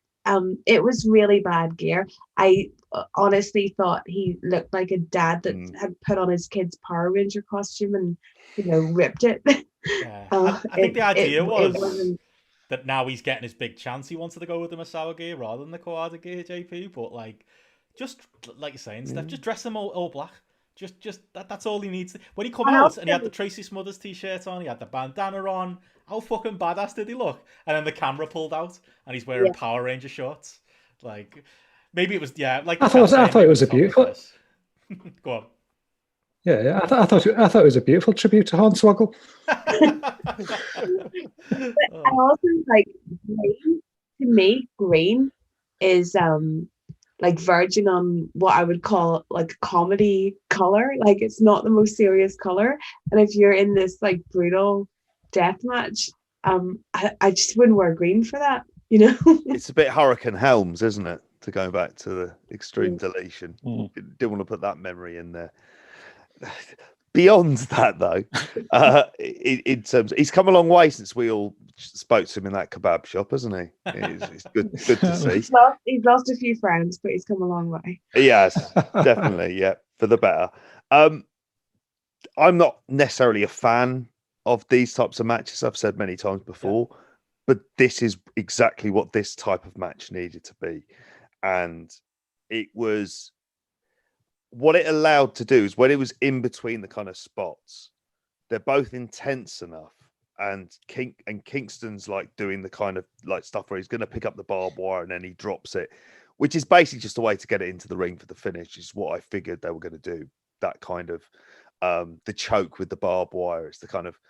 It's how you end those kind of matches, isn't it? It's the kind of go-to finish. And so, like, once they'd kind of done the brawling and it went inside and it got that kind of bit more hardcore, I thought it sort of picked up for me.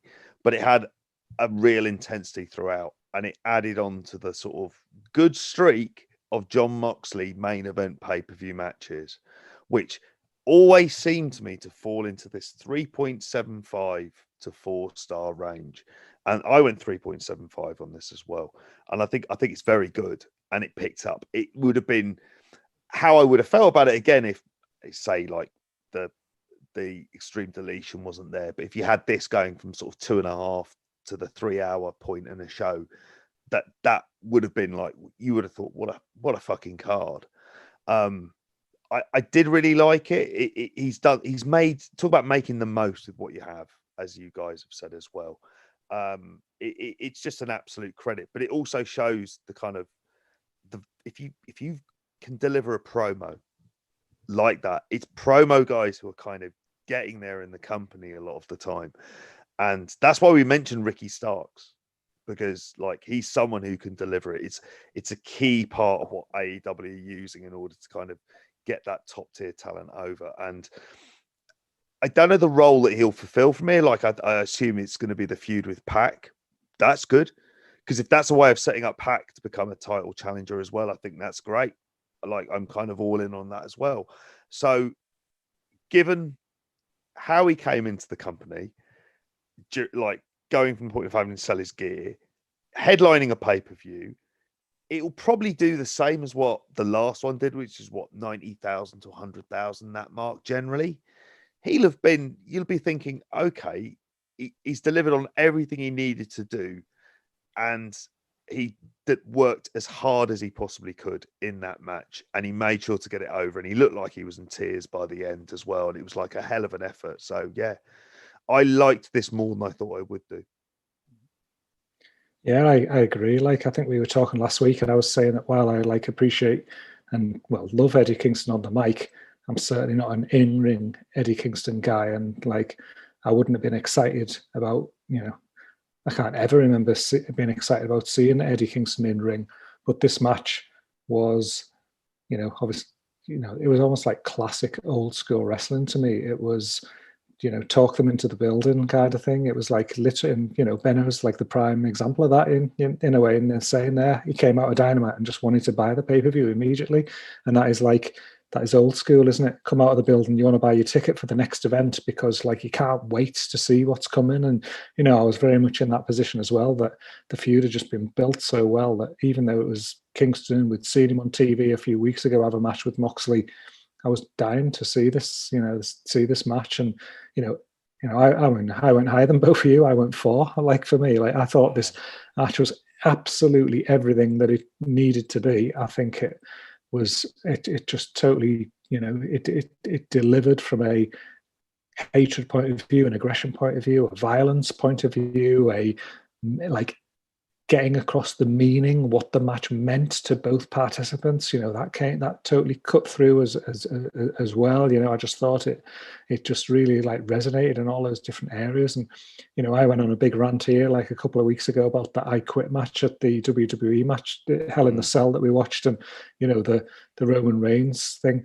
Like, that match had nothing that would potentially have made a man want to quit in this kind of brutal scenario against the other man. The ref was asking, do you quit after a big splash off the top rope? Here you've got somebody getting a fucking, a bulldog choke applied to them with barbed wire around their face kind of thing. That will make a man quit kind of thing. And, that is the way that a match like this should be presented. I generally hate I Quit matches for the points that you have raised earlier about the ref sticking his mic in someone's face all the time and do you quit kind of thing. But like, this was brutal. It was genuinely, like really two guys who were just putting it all on the table to not only try and win the title, which ultimately, obviously, Eddie Kingston was looking for to, give him that, is that credibility, that distinction that, I can hang, I am as good as everybody else out there. This whole career hasn't been meaningless. There's been a reason why I've put all these miles on the clock and put all this effort in, but also I want to get the better of the person that you're up against in the ring as well and prove that I'm the better man. And I thought it was great. I really did. It was the best Eddie Kingston match I've ever seen. And again, like I saw a lot on Twitter, like leading up to it, of people saying, "Oh, they've got to put the belt on Kingston," and an element of disappointment afterwards that they didn't put the belt on Kingston. And I didn't want that to happen. Like, I really felt like the way Moxley's been presented for the 12-month period or whatever, or as long as he's had the belt anyway, and then leading into the Hangman and Kenny stuff next year, the way that's going, I think that's all going to piece together nicely. I don't think Kingston should have won, but I think the way that it was presented and the way that he came across throughout the whole feud, the way he came across in this match, he's walked out of it a made man, and he's not the man to build your company around. He's not the man who you want to, I don't think he should have been given like a cursory 1-month title reign and then they flip the title back or something like that to then feed into the Hangman page. I almost feel like he's stronger as a result of this and the way that the match went and ultimately the way the finish was. And he can then be used verbally and then in these type of physical matches in the future to again progress other people in the company but sustain himself at that level. And like, yeah, great stuff all around. Who'd have thought this time last year you say to someone, we're going to have John Moxley against Eddie Kingston. If you said to us in that kebab shop with Eddie Kingston at the end of the year, we're going to be talking about you headlining a pay-per-view for AEW that's going to be a 4-star match that people are going to be raving about the build for weeks, and you're literally going to be there at the top of the table. I'd have thought you were fucking mental if you'd have told me that night. I'm gonna have to get that for the episode images. Now I'm gonna have to get the kebab shop image and chop out that really problematic person who's ruining that photo. But the less said about Joe, the better. I'll find out. I'm only messing. Joe can stay in the picture. There are other problems with that picture. Yeah, there are. No, we definitely need that picture there with the 6th member of GRAPPL, Eddie Kingston. That's our dude. But yeah, again, I think we're all pretty much singing from the same hymn sheet on that one. I'm with you, Gareth. I wanted to believe Eddie Kingston was going to win the title. I wanted to be invested in that, but realistically, it wasn't happening. I know, the conspiracy theory was, Wrestle Kingdom. There's if Moxley's going over, he's going to have to leave for a while. Maybe there's that, and Steph, you put a whole another one of your your theories on the timeline about that. Could there be Renee Young involvement? Because could they do something like that? I would have enjoyed that. Good little kidnap angle, but didn't happen. My theory, that might have been the way. My theory was Lucha Bros kidnapping Renee. That would have been one way to make them say I quit. I think this way was probably a bit more dramatic. That's it.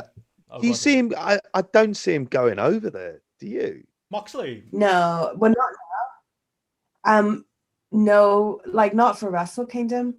Just with the isolation period and it being over, you are giving up your Christmas to go to Wrestle Kingdom as well, stuff like that. Spending a hotel room. Yeah, I don't know what they're going to do to get out of it, though. I think the fact that it's Kenta with the briefcase and Kenta lives in the US, then there is a deal that could be worked out for this match to take place US. What would be really cool, actually, that's just come to me, is if we have a situation where during Wrestle Kingdom we go to a live feed of some unknown location that's somewhere in the US with a ring, and it's Moxley versus Kenta. In the Hardy compound. Not, but I think that would be really cool, actually. Just a cool little moment. It'd have to be creative. Yeah. Well, it relies on people getting together, doesn't it? Yeah. And if there's nothing that's been made kind of clear about the kind of overtures about the references now are just sort of relentlessly heavy. I mean, I get Impact wanting to get involved in this because it's a place for them to take kind of feeder talent and give them some exposure. I mean, there's all manner of benefits for that, and somehow an Impact kind of jumping onto a relatively hot product. But I think for New Japan, the one thing that you would hope is the fact that they seem to have thawing relations with Impact, that maybe AEW would be the next kind of place to go, because they all need this, especially during COVID times. Everyone could do with the boost. If you're not going to get fans into arenas, not on the level that you're kind of expecting, and you're relying on that live business. I mean, I know this is Fantasyland talk, but it's so mutually beneficial. It really is. It feels like that moment in The Sopranos. Who's the Frank Vincent character? Is he in hospital? And I think it's and Tony just goes, "There's enough for everyone. Don't need to fight." And it really feels like the kind of smart bit of business would be letting Kenta have that match on AEW television. I don't know. There's nothing better. Wouldn't happen. There's nothing better AEW could do, though, to further make themselves the company that wrestling fans like over WWE, than to have a relationship with New Japan. And it doesn't have to be some really overdone thing. It could literally just be little things happen, like Kenta versus Moxley, and then if they seriously present it like one super show a year or something with crazy matches of someone from New Japan versus someone from AEW, like that's total money. But also I think the pandemic, with what's happened with a lot of the gaijin wrestlers, I have a feeling that some of them who were very happy going to Japan and coming back are now a little bit like, why are we doing this when we could just wrestle in America? I think some of them might have that mindset of like, is this worth the trouble? Especially when you now have a company like AEW existing. And if they had like a nice little relationship, it could allow people that are maybe feeling like that to actually wrestle in America more and stay in New Japan. Yeah, definitely positives to both sides, and you know it's going to depend on what happens as far as being able to travel, because that's the other thing with Moxley is even if we can fantasy book it, like, you know, going there, coming back, it's not as easy as it sounds, and the world is constantly changing. But I suppose while we're talking it, unfortunately we haven't got a huge amount of time to talk Power Struggle. There are still some people hanging on in the chat though, 1:15, and they're still here with us. Fair play. I'll chop a bit out of that first half hour where we were all talking over each other because of the technical issues. It'll be fine. We'll have time to talk a little bit about Power Struggle. Let's maybe hit the main stories coming out of it more than anything. Biggest one being the J1 is not over.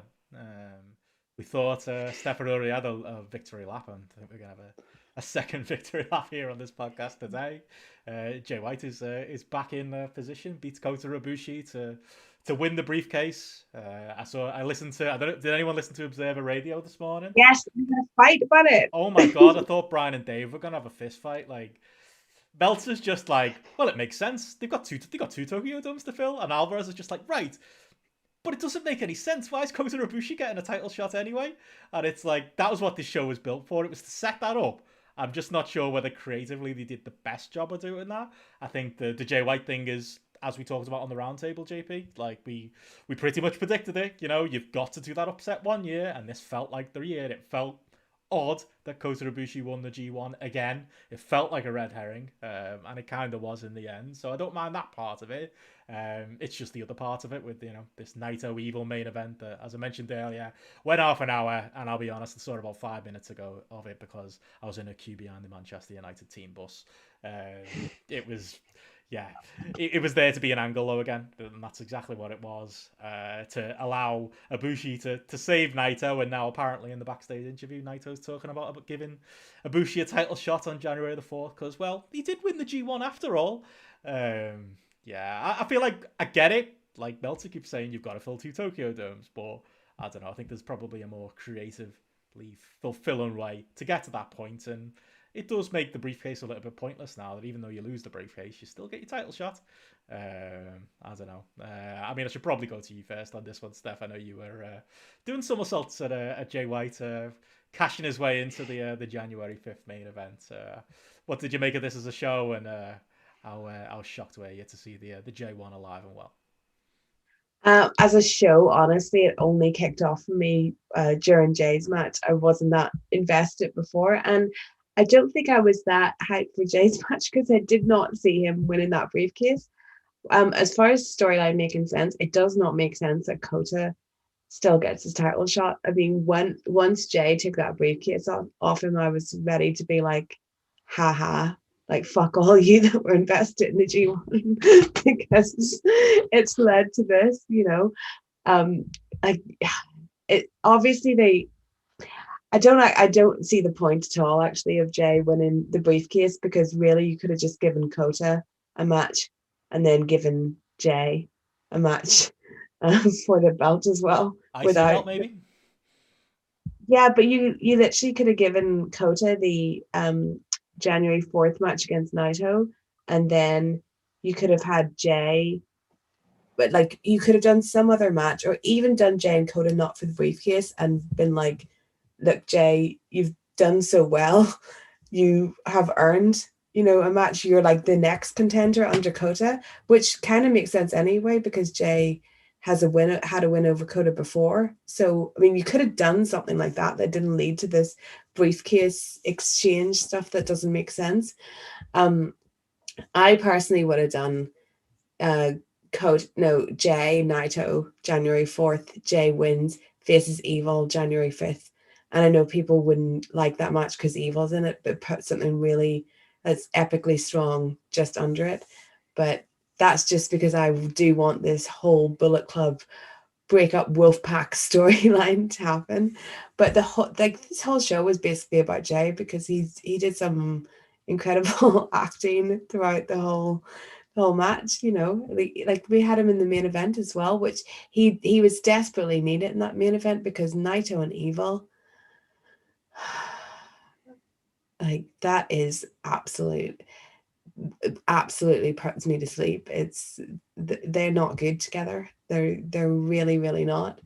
But you know, like the exchange of the briefcases, at least it's not as bad as what they did in WWE to Otis and his briefcase. I think Kota won out. But yeah, it was great. Like Jay, he's playing a really good heel role, which he needs to against Kota. I loved when he came out in the main event and decided to go after Naito because he wants that match with Evil, something that he's still not getting. Honestly, the only like thing that brought it down was literally the bit where he ran off at the end and Kota was too close behind him. That Pantomime, me. Panto. It was pantomime, and it looked like they were in a play and Jay was the villain that ran out to the back of the curtain, and then it was like the lights were meant to dim, and then you see the other actors take their place back, except Kota didn't realize that the lights were still on. We literally saw him just wander behind him, and all I was thinking was like, oh, can we get a camera backstage to see him batter Jay, because he's obviously caught up with him. That was the only time point. But I'm so happy for Jay, and also like they've been doing so much else lately when it comes to Naito, Sonata, Evil, Osprey, that myself, but more so my mum, was worried that he would get lost in the shuffle, but no, he's still Gato's number one boy, both in front of the camera and behind the scenes. So I'm glad to know that. Steph's mum's the number one boy as well. He is most certainly Steph's mom's number one boy. I did phone her as soon as he won the briefcase to tell her that not only did he win a briefcase, but he got a new red jacket. That's the headline story. Yeah. JP, were you taken by the briefcase angle or the fancy red jacket? Maybe that. I mean, I didn't mind the jacket as much. Like I say, it's carrying on the whole Wolfpack. I've just seen a tweet from he's called himself like Drip Blade. By all accounts. Drip Blade. That's what he said. What all the kids are saying. It's a young person thing, mate. I don't get it either, but you know, more power. It sounds like a problem that a 50-year-old man would have to go to the doctors about. Hey, look, you know, he's not. You know, he didn't get the King Switch thing either, so he's not the best at picking nicknames. But he's constantly trying to find the nickname that's terrible. Yeah. It really is, isn't it? Oh, I think I've got to touch a Drip Blade. Jesus Christ. No, I just kind of felt like it took me by surprise, like everybody else. I didn't expect it. And I was kind of okay with it, the way that it happened. I just thought, okay, so they're going to do White Naito. Okay, that's kind of interesting. But it's the way he's been given the title shot is the thing that I really have the issue with. I thought, like, foot on the ropes isn't something you see very often. Foot on the top rope is something that you very rarely see. And so that whole bit was the bit that I kind of like, all very kind of exciting. But I have to admit, it feels like Kota Ibushi's going to beat Naito and then beat Jay White. That's where it's kind of set up to go to, as in this is the thing that they wanted to achieve, which is crowning Kota Ibushi. I think that's what they're wanting to go for. Yeah, that's what I think personally at this point. That's just the impression I'm getting, that this is the time to do something with him, because even though he may not look it, he's getting on a bit in wrestling years. Although, is he? I'm not sure he's even human at this point.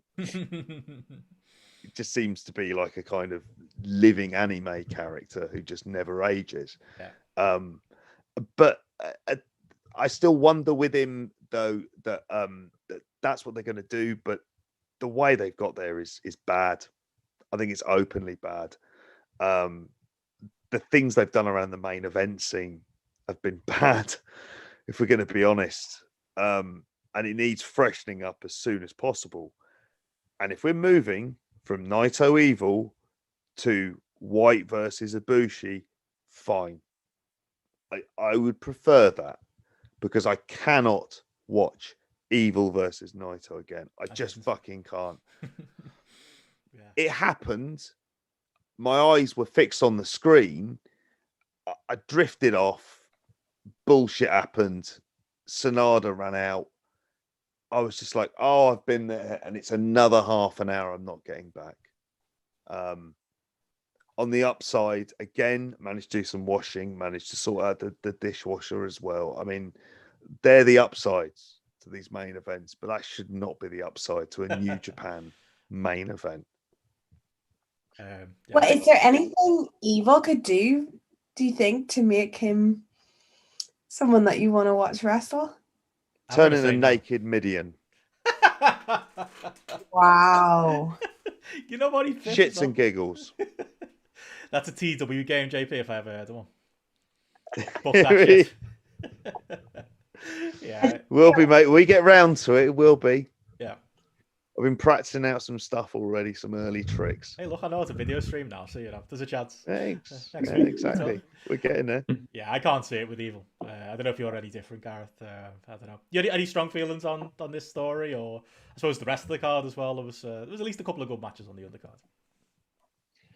Yeah, I mean, with the Ibushi White stuff, I mean, I enjoyed the match. I thought it was good. I give it 3.75. I enjoyed it for what it was. I liked the execution at the end of it all. I think I love Jay White holding the briefcase, getting Ibushi's face like just been a proper shithouse kind of thing, just like, like too sweetening his face together and things. I was like, yeah, that's what I want from a heel. I just want him to be making Ibushi feel like absolute shit at this moment, and that's what he was doing. But I think the biggest problem I have with Ibushi is that, like, I almost feel like he just looks like the biggest loser. I think I don't know how credibly I can take Ibushi like these days. Like, he sort of is there sort of left pulling that kind of vacant face in this match where he's just like stunned kind of thing that this has happened, and he's just sat there open mouthed as he's been. Like this has all fallen apart for him. And, on the back of obviously like Wrestle Kingdom earlier this year where he lost both nights as well kind of thing. And it just feels like a loser to me a bit. And like, I know obviously he's come through the G1 and won it, but he certainly wasn't coming into that from a position where people felt like, yeah, this is Ibushi's time. He's going to win it again. He's going to go further. He wasn't coming from some feeling of like mass top guy credibility. Obviously he was doing the tag stuff with Tanahashi and things, and I don't know if there's enough time almost between now and the Dome to make me feel like Ibushi's more than this loser kind of thing. Like, I think my mind like almost like harks back to, it feels a bit like Gargano in NXT where he just lost again, like he just couldn't do it again kind of thing. And like he just felt, eventually like the positivity just sort of washed off him a little bit. He just started to feel like just a bit of a loser, and like Ibushi feels a bit like that to me, really. And the idea of him coming out of the Dome with the belts on Ibushi, I feel like I don't want that. I want Jay White now. Like I really feel like him. That, like when you said that, then JP, like I don't think it is. I just don't think he's seen as that important. I think that's kind of what the lesson we're getting from this briefcase taking. Do you feel that if we'd had the Omega match, that would have been different? The Omega Dome match? Yeah, I think that would have catapulted Ibushi to both New Japan and more to fans around the world as well. I think that would have been... He's a 1B at best, or a 1C, really. He's not the top. I don't think it's ever going to happen. Yeah. No, I totally agree. Well, let's hope the Dome's about Jay. Sorry, brought it down. But I mean, in terms of the Night of Evil stuff, to be honest, I think I probably enjoyed this better than any of the other matches. I haven't gone back to compare like what my rating was for. I thought you said you were going to rewatch. Then don't do that. Oh, don't worry, I'm not doing that. But I think I gave this like 3.5. So look, yeah, I gave this 3.5, and it probably wasn't for the. I think it was probably for the story as a whole, that the vehicle that this match was used to tell. The work itself was fine, kind of thing. I think it was getting into the realms of the clock was ticking, and I was thinking, oh, here we go. We get into like another half an hour painful, Evil match where Evil's best work, obviously, as we've talked about before, comes in 15 minutes, not half an hour. That's when you're likely to see the best thing out of it. But this was one of the rare occasions where I felt like the interference at the end actually improved the situation in New Japan of late. I actually enjoyed it a bit more, kind of thing. There was a lot going on, and it seemed like quite up tempo and upbeat, and you were thinking like, shit, what's happening here? And it made you sort of like think about what was going on. And as much as I hate like Sanada, like he looked cool as fuck coming out in his white gear and just like disposing of those two. I was just like, you look $1,000,000. You look like you look. This is the Sanada trap, isn't it? Like, because he looks so good that you just think, this is a guy. He should be leading the company, kind of thing. This guy in this white suit here, who just looks like perfection. But then what is it? Then the bell rings, kind of thing. But like narcissist, mate. That is the hot guy you take home from a club. That was Lex Luger for hipsters. Awesome. I love it. That is perfect. Absolutely perfect. And there's the show title, everyone. Yeah, I was going to say, I love it. But then just the fact that like getting Jay White in at the end, and again, just getting over that like shitbag stuff as much, like while Ibushi's there with his dumb face again, like dumbstruck by the whole situation that he's like caught in, like when Jay White's saying to him like, why are you out here? He's got the belts and I've got the briefcase. You've got nothing. Like, kind of like, why are you here? I was just like pissing myself. I was like, what an arsehole. What an absolute arsehole. And like, it was just brilliant. I loved it. And to be honest, I didn't even realize that they were going with this Naito Ibushi on day one in the Dome. Like, it's obviously like seen those bits. And I just thought, yeah, this is just great, that setup. And I mean, I hate this idea now that I'm hearing this, that it's going to be Ibushi on day one going for the belts as well. That just feels just ham-fisted and just like it's illogical, and there's no reason for it. When Jay White started talking about day 2 of the Dome, I'm challenging for the belts, I thought, great, we're not getting some kind of like double scenario like we had last year going for both the belts. And like, I don't know, that would be better for me, is just going straight to that as the main event on the second day. But all in all, as a setup for putting things forward for the Dome, like I love the way this worked, and both those matches were probably better than I expected them to be. Where are we on the undercard, everyone? Like I gotta be honest, like I was struggling with this. Like, it was 8 a.m. on a Saturday. It was Super Saturday, like I said. Lots of Premier League to watch in the daytime. There was AEW in the night, and I was all hyped for it. I don't know. I struggled to get into this card. Like, I don't know whether it was the early start or whether I feel a little bit like after the G1, I'd unplugged from New Japan, and then I was just like half asleep, thrown back into Yano and Zack Sabre Jr. doing a no corner pads match. And by the time it got to Suzuki and Shingo, like, I could tell something good was happening in front of me, but I just wasn't really, I didn't feel invested in it. Like, I went 3.75 on GRAPPL. That's not a bad match, but yeah, I don't know. Nothing really on this undercard really spoke to me too much. I don't know if it was a combination of the crowd not being great. They weren't great for Great Okada, and Okada in there. They had a pin drop at points. Even by Clap Cloud standards. I don't know, just something about the show felt a little bit underwhelming. Like I say, there was a couple of decent matches there on our undercard. Tanahashi and Kenta was a solid little match as well. I don't know, but what do you reckon, JP? We've gone through these summers and autumns this time with these G1s, and we do always struggle, don't we? How many times do we come on this podcast this time of year and go, oh, I'm struggling to get into New Japan again? Obviously, creatively, there are issues. We can't deny it. but it does feel that normal time of year where I'm struggling to feel motivated for New Japan. I don't know. Yeah, I struggled. Did you watch this one live? I did watch this one live. The issue I had with it was so much of this was it was a link back to the G1, and it was repetition of stuff that we'd seen pretty much during the G1 as well, with the exception of Okada Okada, which is the setup for a match that we did see in the G1, which is Ospreay versus Okada. So there's this, I got this feeling of like, when I was watching Shingo Minoru Suzuki, I was like, I've been here before.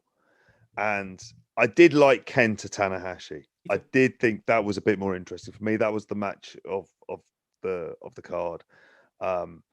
But even then, that was like a fine match between two people who weren't being set up to have the best match on the card.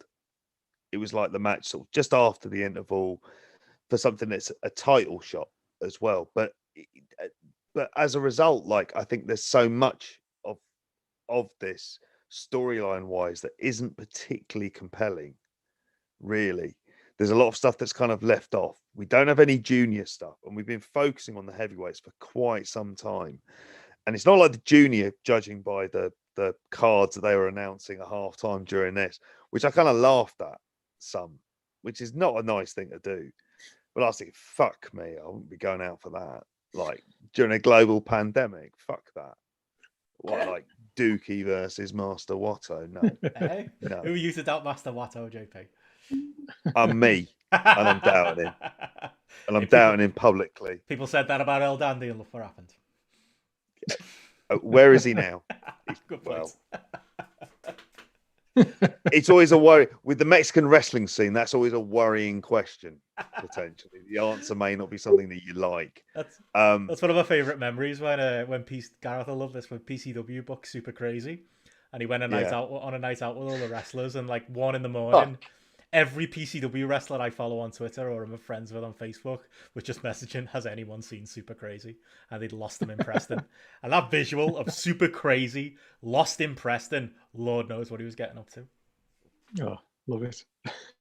But anyway. Was this at the Stanley, I hope? I assume so. Think of the things you got up to there, JP. The pub of champions, mate. Stuff going on, even if you're outside having a vape, you're looking around going, fucking hell. Digress. Yeah. But I just in terms of overall thoughts on the undercard, I thought, like, I've seen a better Yano Zach match in the G1, even though the finish was creative. I liked Kenta Tanahashi. I went 3.75 I went 3.75 for White versus Ibushi, even though I've just sort of said, I might have gone 3 points. I need to check. Need to check where the other one is on there. But generally, it felt kind of lackluster. And I think the main event, sorry to bang on about it, that makes it lackluster. I wanted to like O'Khan more. And he hasn't got it, has he? He's a meme. Yeah. He's a meme. Let's just all admit it. He's not that good, and he might be one day. But when he was dressed as a Bond villain, they had something, and then they put this get up on him again. That's it. That sums it up. Yeah. Do you have any strong feelings on the undercard, Gary? No, I feel kind of the same as you. Really, I ended up like sleeping in and just getting up as the Sabre Yano match was ending, so I only watched that back today. And like same as JP, I've seen that done better before, and like I like the spot at the end with the tying the laces together, and Zach's selling of that kind of thing is just brilliant. Like I just love Zach in comedy situations like that. I think is good. That one was worth it for the Sid and Ann line from Rocky Romero with the scissors when Zach was chasing the young boy down with the scissors. I thought that was good to hear. Get that one sneak through. I think the other stuff like that was in there, like Kenta Tanahashi was good. I gave it 3.5. It was like I enjoyed it. I think it was more probably sad than anything really that it was just that he's at another notch in the downward spiral of Tanahashi that he's just verbally tapping in the middle of the ring kind of thing there, and like